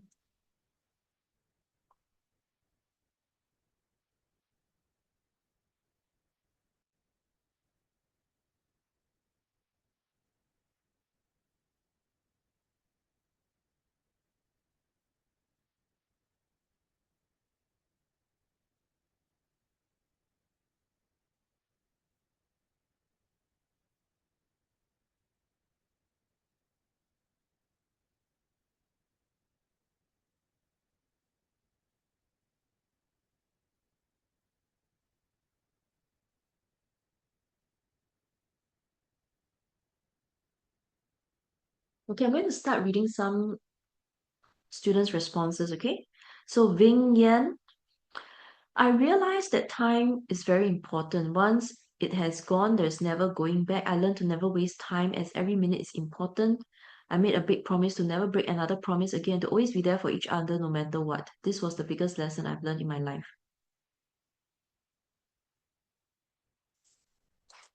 Let me see how is this related. So you were late for a party, right? So instead of saying, I realized time is very important. Once it has gone, it's never going back. What are you trying to, how does it link to this?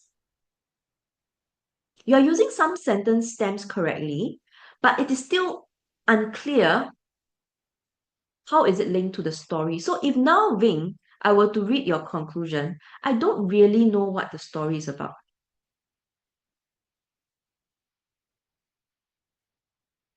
I made a big promise to never break another promise again and to always be there for each other. Who is each other? In the story, were you not there for each other? Like, what are you trying to say? So You need to be more precise, okay?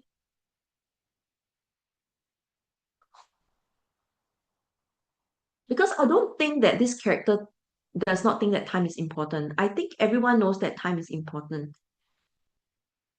This is about a broken promise, right? So what do you learn about breaking a promise?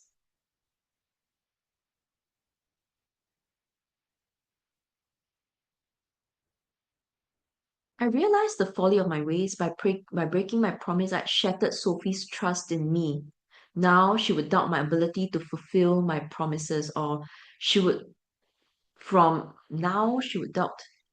Or you can say something like, it would take it would take a long time before Sophie believes me again, or now she would doubt my ability. How do you know?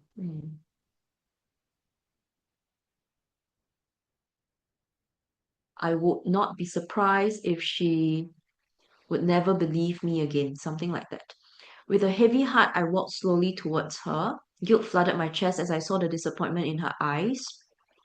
Okay, that's Valerie. I lowered my head and whispered a soft apology, hoping she would forgive me. Although she gave me a small smile, I knew I had hurt her deeply. From that day on, I learned an important lesson. I must always keep my promises, never let the proper I care down again. The proper I care down, is there a typo there? That's a decent conclusion. No problem with that. You did wrap up the story, Valerie. Just some language, some edits to your language, okay? Although she gave me a small smile, it feels a bit rushed there. Yeah, small smile. What is a small smile? Okay, uh, although she assured me that I did not have to worry, but I knew I'd hurt her deeply, something like that. Okay, I learned an important lesson. Okay, I realized the folly of my ways and promised myself to be punctual. Promise myself to be punctual. I realized the folly of my ways and promised that I would, and promised myself, or you mean vowed? I realized the folly of my ways and vowed to never be late for important events again. But that sounds like if it's not important, you'll be late. Okay, promise myself to be punctual, keep my promises, and regain Sophie's trust. You are rushing. Xian Rui, there are three things, promise to be punctual in future, keep my promises, and regain Sophie's trust. These are actually three big points. Don't squeeze them in one sentence. Don't squeeze them in one sentence. I realized the folly of my ways. Besides promising that I would always be punctual, I learned the importance of keeping my promises. Full stop. Regaining Sophie's trust would not be easy, but I would not give up. Something like that. Okay? Siri, don't squeeze everything into one sentence. These are important points. They deserve their own sentences. Sorry, it's people, not people.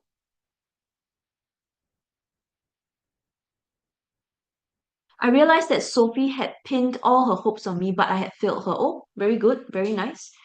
Okay, the tears on her face left an unforgettable mark in my heart. Slightly awkward. What do you mean left an unforgettable mark? The tears on her face stabbed my heart, okay, or pierced my heart that I would never forget. Unforgettable, but would never forget. Don't be repetitive, okay? But the tears on her face, I would never forget the look on her face, the look of disappointment on her face. Or the look of disappointment on her face would serve as a lasting reminder for me to never break my promises to her. I think that is better, clearer. Time will never wait for you. You must learn to have time management. Slightly awkward. I also learned that time, I also learned that I had to manage my time better. Okay, so things that can be mentioned in a simple and straightforward way, just do that. There is no need to intentionally construct very complex sentences, okay?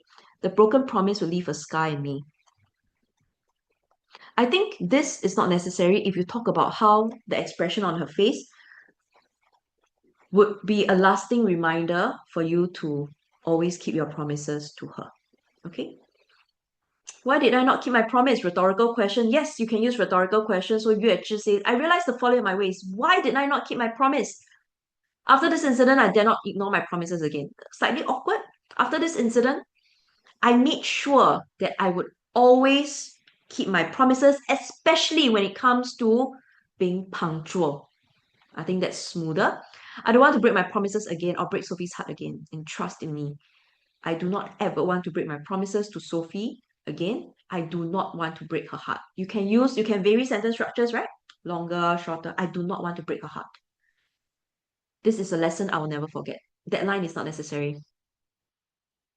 By saying all these things, I already know you are very determined to keep your word. So don't need to say I will never forget. Okay, a few more. Thinking back, I realized I should not have broken my promise. If I were given a second chance, I would try to clear my busy schedule. Yeah, Yifei, you use some of the sentence structures I provided, right? Let me see if I can copy and paste this. Let me see. Yeah. Okay, this is Yifei's conclusion. And Yifei, are you a boy or a girl? I will just, I'm not sure, you can tell me. Okay, so Ife wrote this. Thinking back, I realized that I should not have broken my promise. Some grammatical errors, but don't worry, okay? We can edit those. I realized that I should not have broken my promise and missed Sophie's birthday party. If I had not broken my promise, she would not have been so upset on her special day. I vow to never break a promise I make. If I were given a second chance, I would try to clear my busy schedule and attend her doesn't have to be birthday party, right? I'll try to clear I know what I mean now. Okay. I would try to clear my busy schedule and make sure that I am there for her party. Why? Because the word attend, um, let me see. Okay, attend is fine. I thought I saw it earlier on. I hope that in the future we could be able to reconcile with each other. Okay, so I hope that Sophie would forgive me. I hope that Sophie will forgive me in time. I hope that or I hope to make amends, or I hope to mend the relationship between Sophie and me. Okay, I think that's better. But I'm showing all of you this example because the student Yifei really used the sentence stems and used pretty well. I don't think there's any issue. Just the last line, maybe we can edit it a little bit, make it a bit tighter, okay? I realized the foolishness of my actions. The look of disappointment on her face haunted me, and I would never vow. Oh, use the haunted. The look of disappointment will forever haunt me, and I vow never to break her trust. Yes. Okay.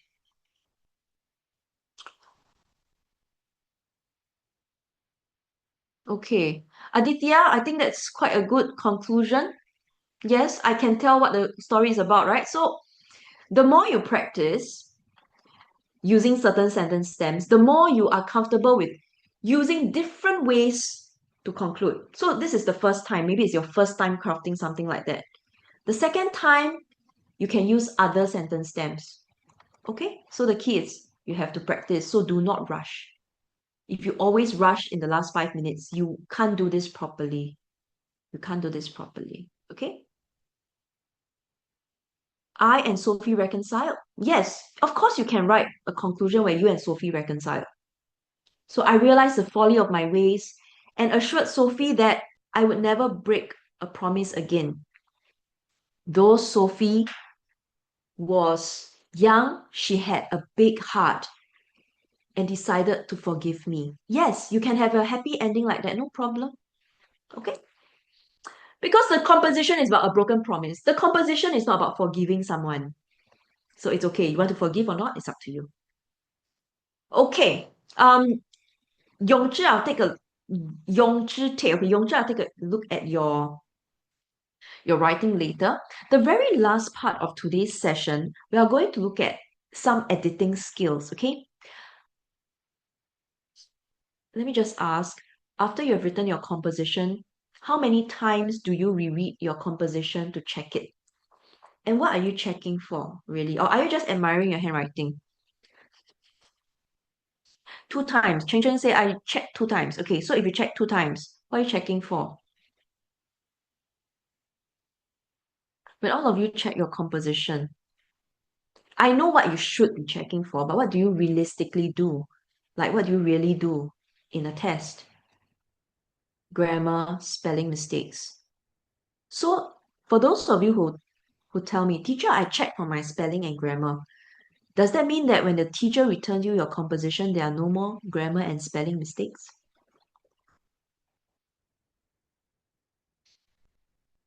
Why? Because if you have checked for grammar and spelling, then there shouldn't be grammar and spelling mistakes, right? So now ask yourself, how were you checking? How do you know you make a tense error, for example? Were you reading? Were you reading your composition aloud in your mind? Were you making sure that you are checking for things like subject verb agreement? Is something supposed to be in the past tense or past perfect tense? Do you know what you're checking for? Okay. So when you're checking, you're not just reading, you are looking out for certain types of errors. So yes, when we talk about grammar, the ones that all of you know because you've done this since P1, subject verb agreement. So if I begin my sentence with they, I need a plural verb that goes with it, right? If it's a bouquet of flowers and it's a bouquet, then it will be a singular verb, correct? So it's like grammar MCQ, what we are testing in grammar MCQ. Okay? Most of the time it's tenses and subject verb agreement for most students. Another thing is sentence fragments. So this one I need to tell all of you. Do not start your sentence with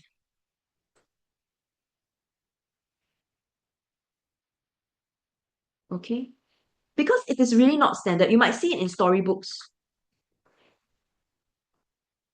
Because the only time you can use because is when you have a second clause. But most students who use because at the start of the sentence do not have a second clause. So it's actually wrong. Okay? As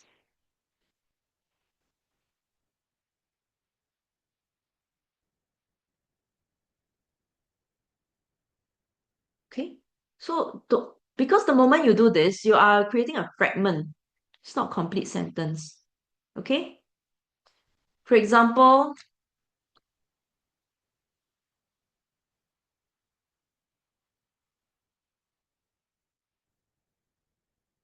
this is wrong.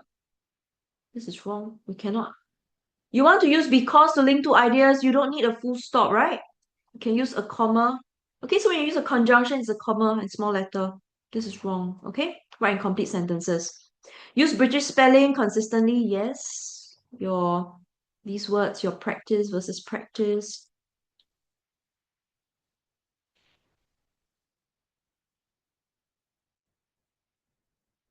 Okay, practice verb, practice noun, um, community, center, British spelling, okay, instead of TER.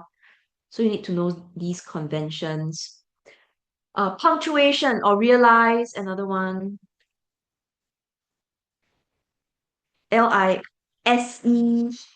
British spelling, not ZE, okay? Punctuation, this one, we've gone through this already when it comes to dialogue, um, and having separating clauses with a comma, okay? Mm, paragraphing. Students always ask me for situational writing. I'm going to conduct a situational writing workshop soon, so keep a lookout. When it comes to situational writing, students will ask me, teacher, do I need to write a paragraph? Do I need to have paragraphs? It's not whether do you have to have paragraphs, it's whether do you need the paragraphs to get your message out clearly. When do we start new paragraphs? We start new paragraph when something new happens. Okay? So when there's a new scene, a new series of actions, a new character, a new setting, time, and place. So let's say now something is happening in school, okay, and I cannot imagine how angry my mother would be when she sees my test paper. When I reached home, my mother was waiting for me in the living room. Do I need to start a new paragraph? Yes, because I was in school and now I reached home. New place, I start a new paragraph. So for you, you have to ask yourself, am I starting something new? A series of new things? Am I introducing a new character? Okay? Repetitiveness, yeah. So if you, in the conclusion earlier on, I paused for a while because I thought I saw the word attend a few times. Okay? But so if you cannot keep using attend a birthday party gets very repetitive. So avoid that as well. That's when you check, right? You read it aloud in your head. You can actually catch these things. Unnecessary information, I've talked to you about this in the past few sessions already. Irrelevance.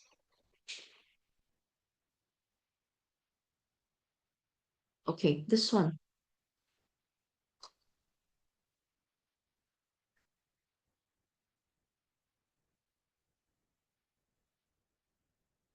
Why characters?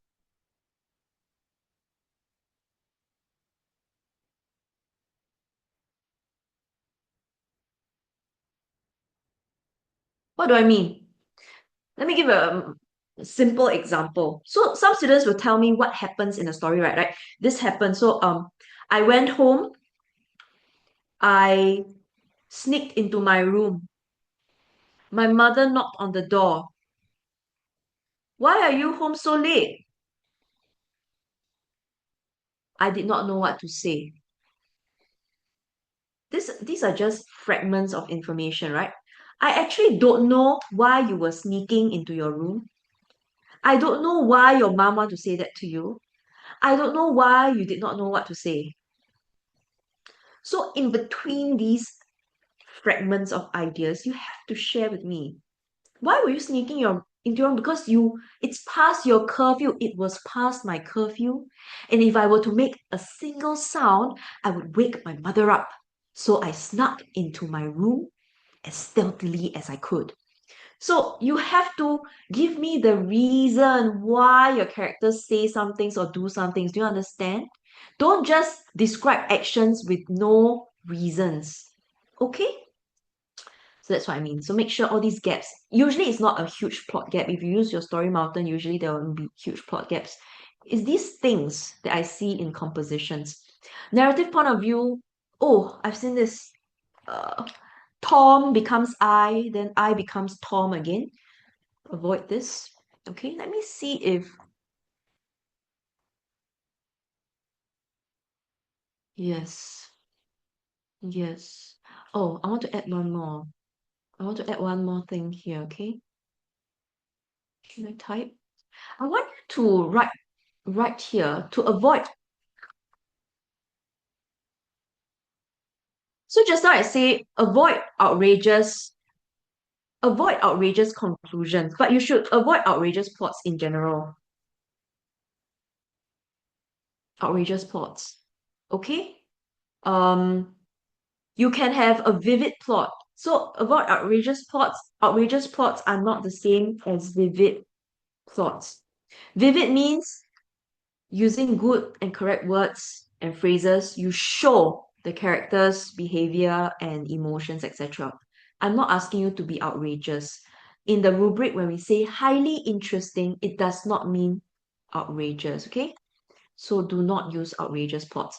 Narrative point of view. Okay. Now, there are two mini editing tasks. The first one here is like a version of the editing you do in paper two. Okay? Can you spot all the errors? I'm going to give you I'm going to give you 1 minute to spot as many as you can. 1 minute. Correct them all. It could be punctuation, it could be spelling, it could be grammar. Okay. It could be word choice. If you think a better word can be used because this word is weird, change it. Okay, 1 minute.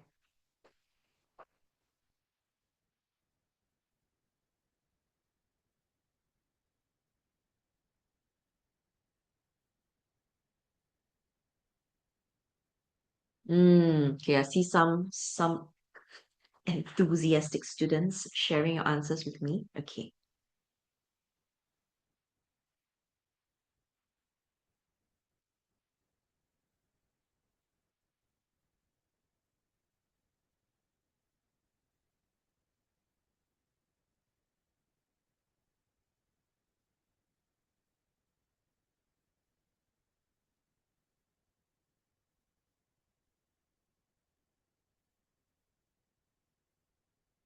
In speech, in dialogue, we use double inverted commas, right? So use double inverted commas. Yes. Yes, okay. So now I'm going to start showing you where the errors are. You check, okay? Now, this has to be double. So it is going to be double. Okay, let me give me a moment. I will type so that it's clearer. So firstly, it is double inverted commas. How? Okay, how could I have forgotten? All of you spot this? Have forgotten to book the tickets to Aqualand. Very good, Yifei. Aqualand is like Disneyland. It's a place. It's a proper noun. So it's capital letter A. And then there is a question mark and a comma. So is it question mark or comma? How could I have forgotten to book the tickets to Aqualand? Question mark. Double close inverted commas. Beth. So there is no need for this extra comma here, okay? We use a comma when it's not an exclamation mark or a question mark. So this one, it's not needed anymore. No need. Okay? This error, forgot this. Okay. Next line. No more errors in this line. Slapped her forehead in frustration. Some of you are very sharp. You saw this. Very sneaky error. Frustration. Frustration. She could not believe how absent-minded you are, right. This is a hyphenated word. Absent-minded she was. That's all. These two errors here. Frustration and absent-mindedness. Okay? So next. It will be impossible. Let me see if anyone spotted this. Yes. Khadija. This is narrative text happened already. It would be impossible. Is it now? You know when all of you do reported speech, you do SNT? If direct speech is now, reported speech is PPTT, reported speeches, then it would be impossible then to purchase tickets as the school holidays and all tickets would probably have been snapped up. What is this? Okay, there is no need to put an all. It will be impossible to purchase tickets. Why? There's already an S. Don't go on. There's S and then there's N. No, don't want. Okay? We don't want this. Tense error. All tickets would probably have been snapped up.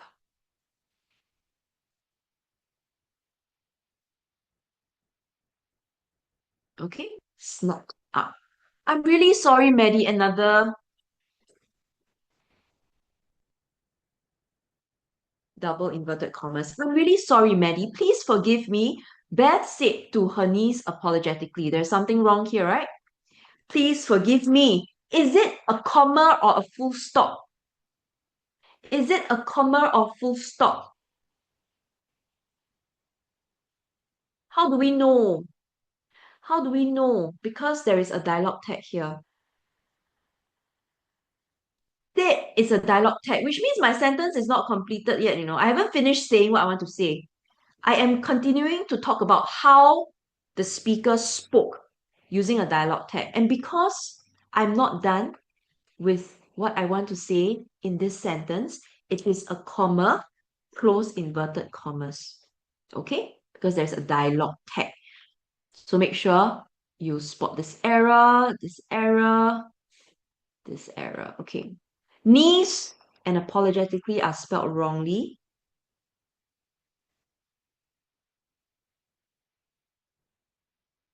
Spelling errors. Strangely, the usually sweet temper.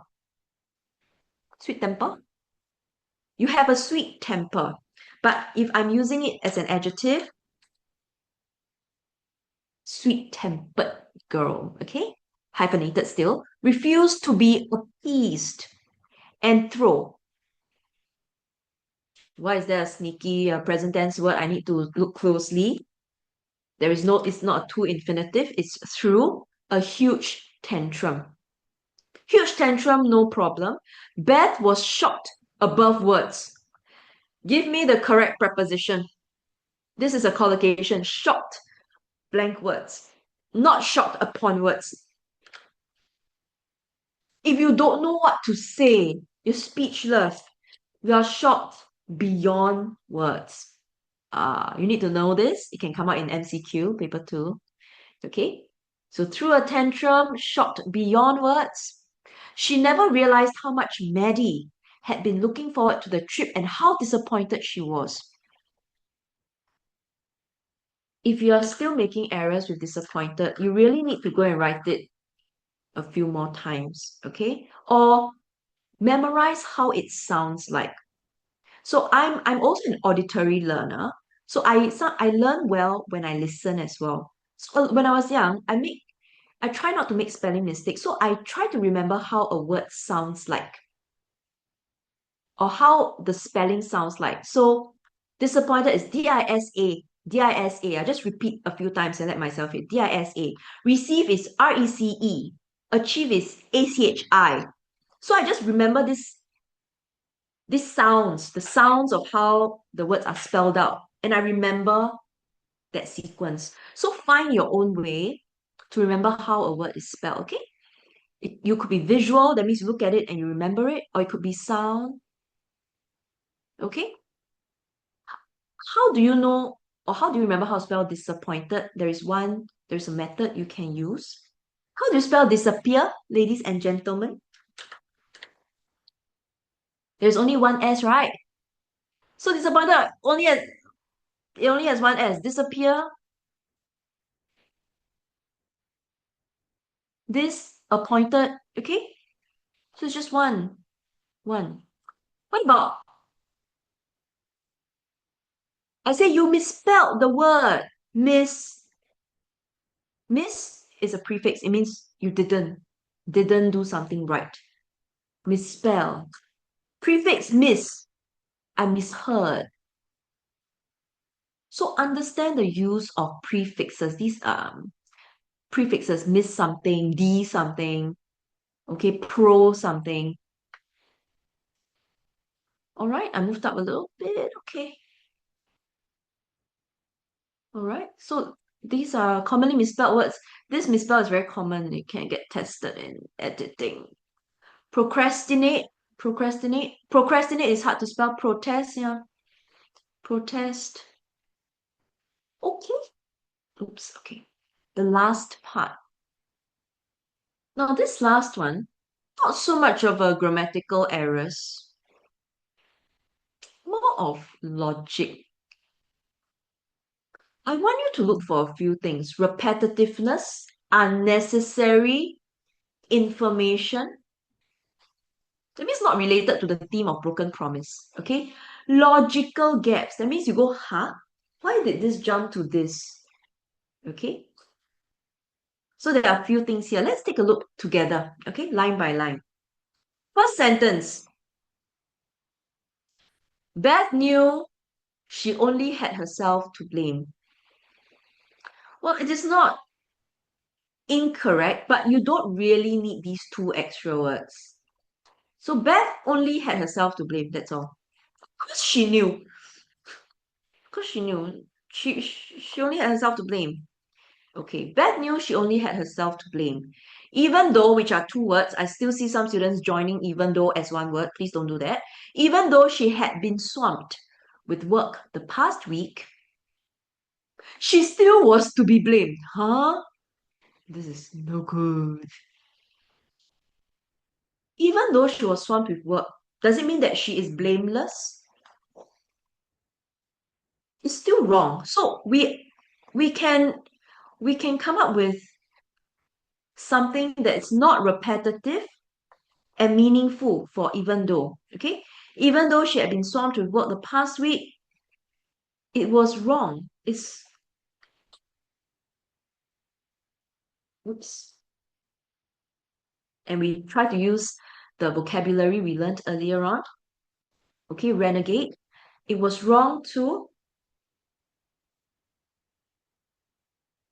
renegade her promise to Maddie. So instead of she was still to be blamed, yes, you're swamped with work, okay, but it's still wrong, right, to do what you did. She had made a solemn promise to Maddie to take her to Aqualand on the day of her birthday. Is there something wrong here? She had made a solemn promise.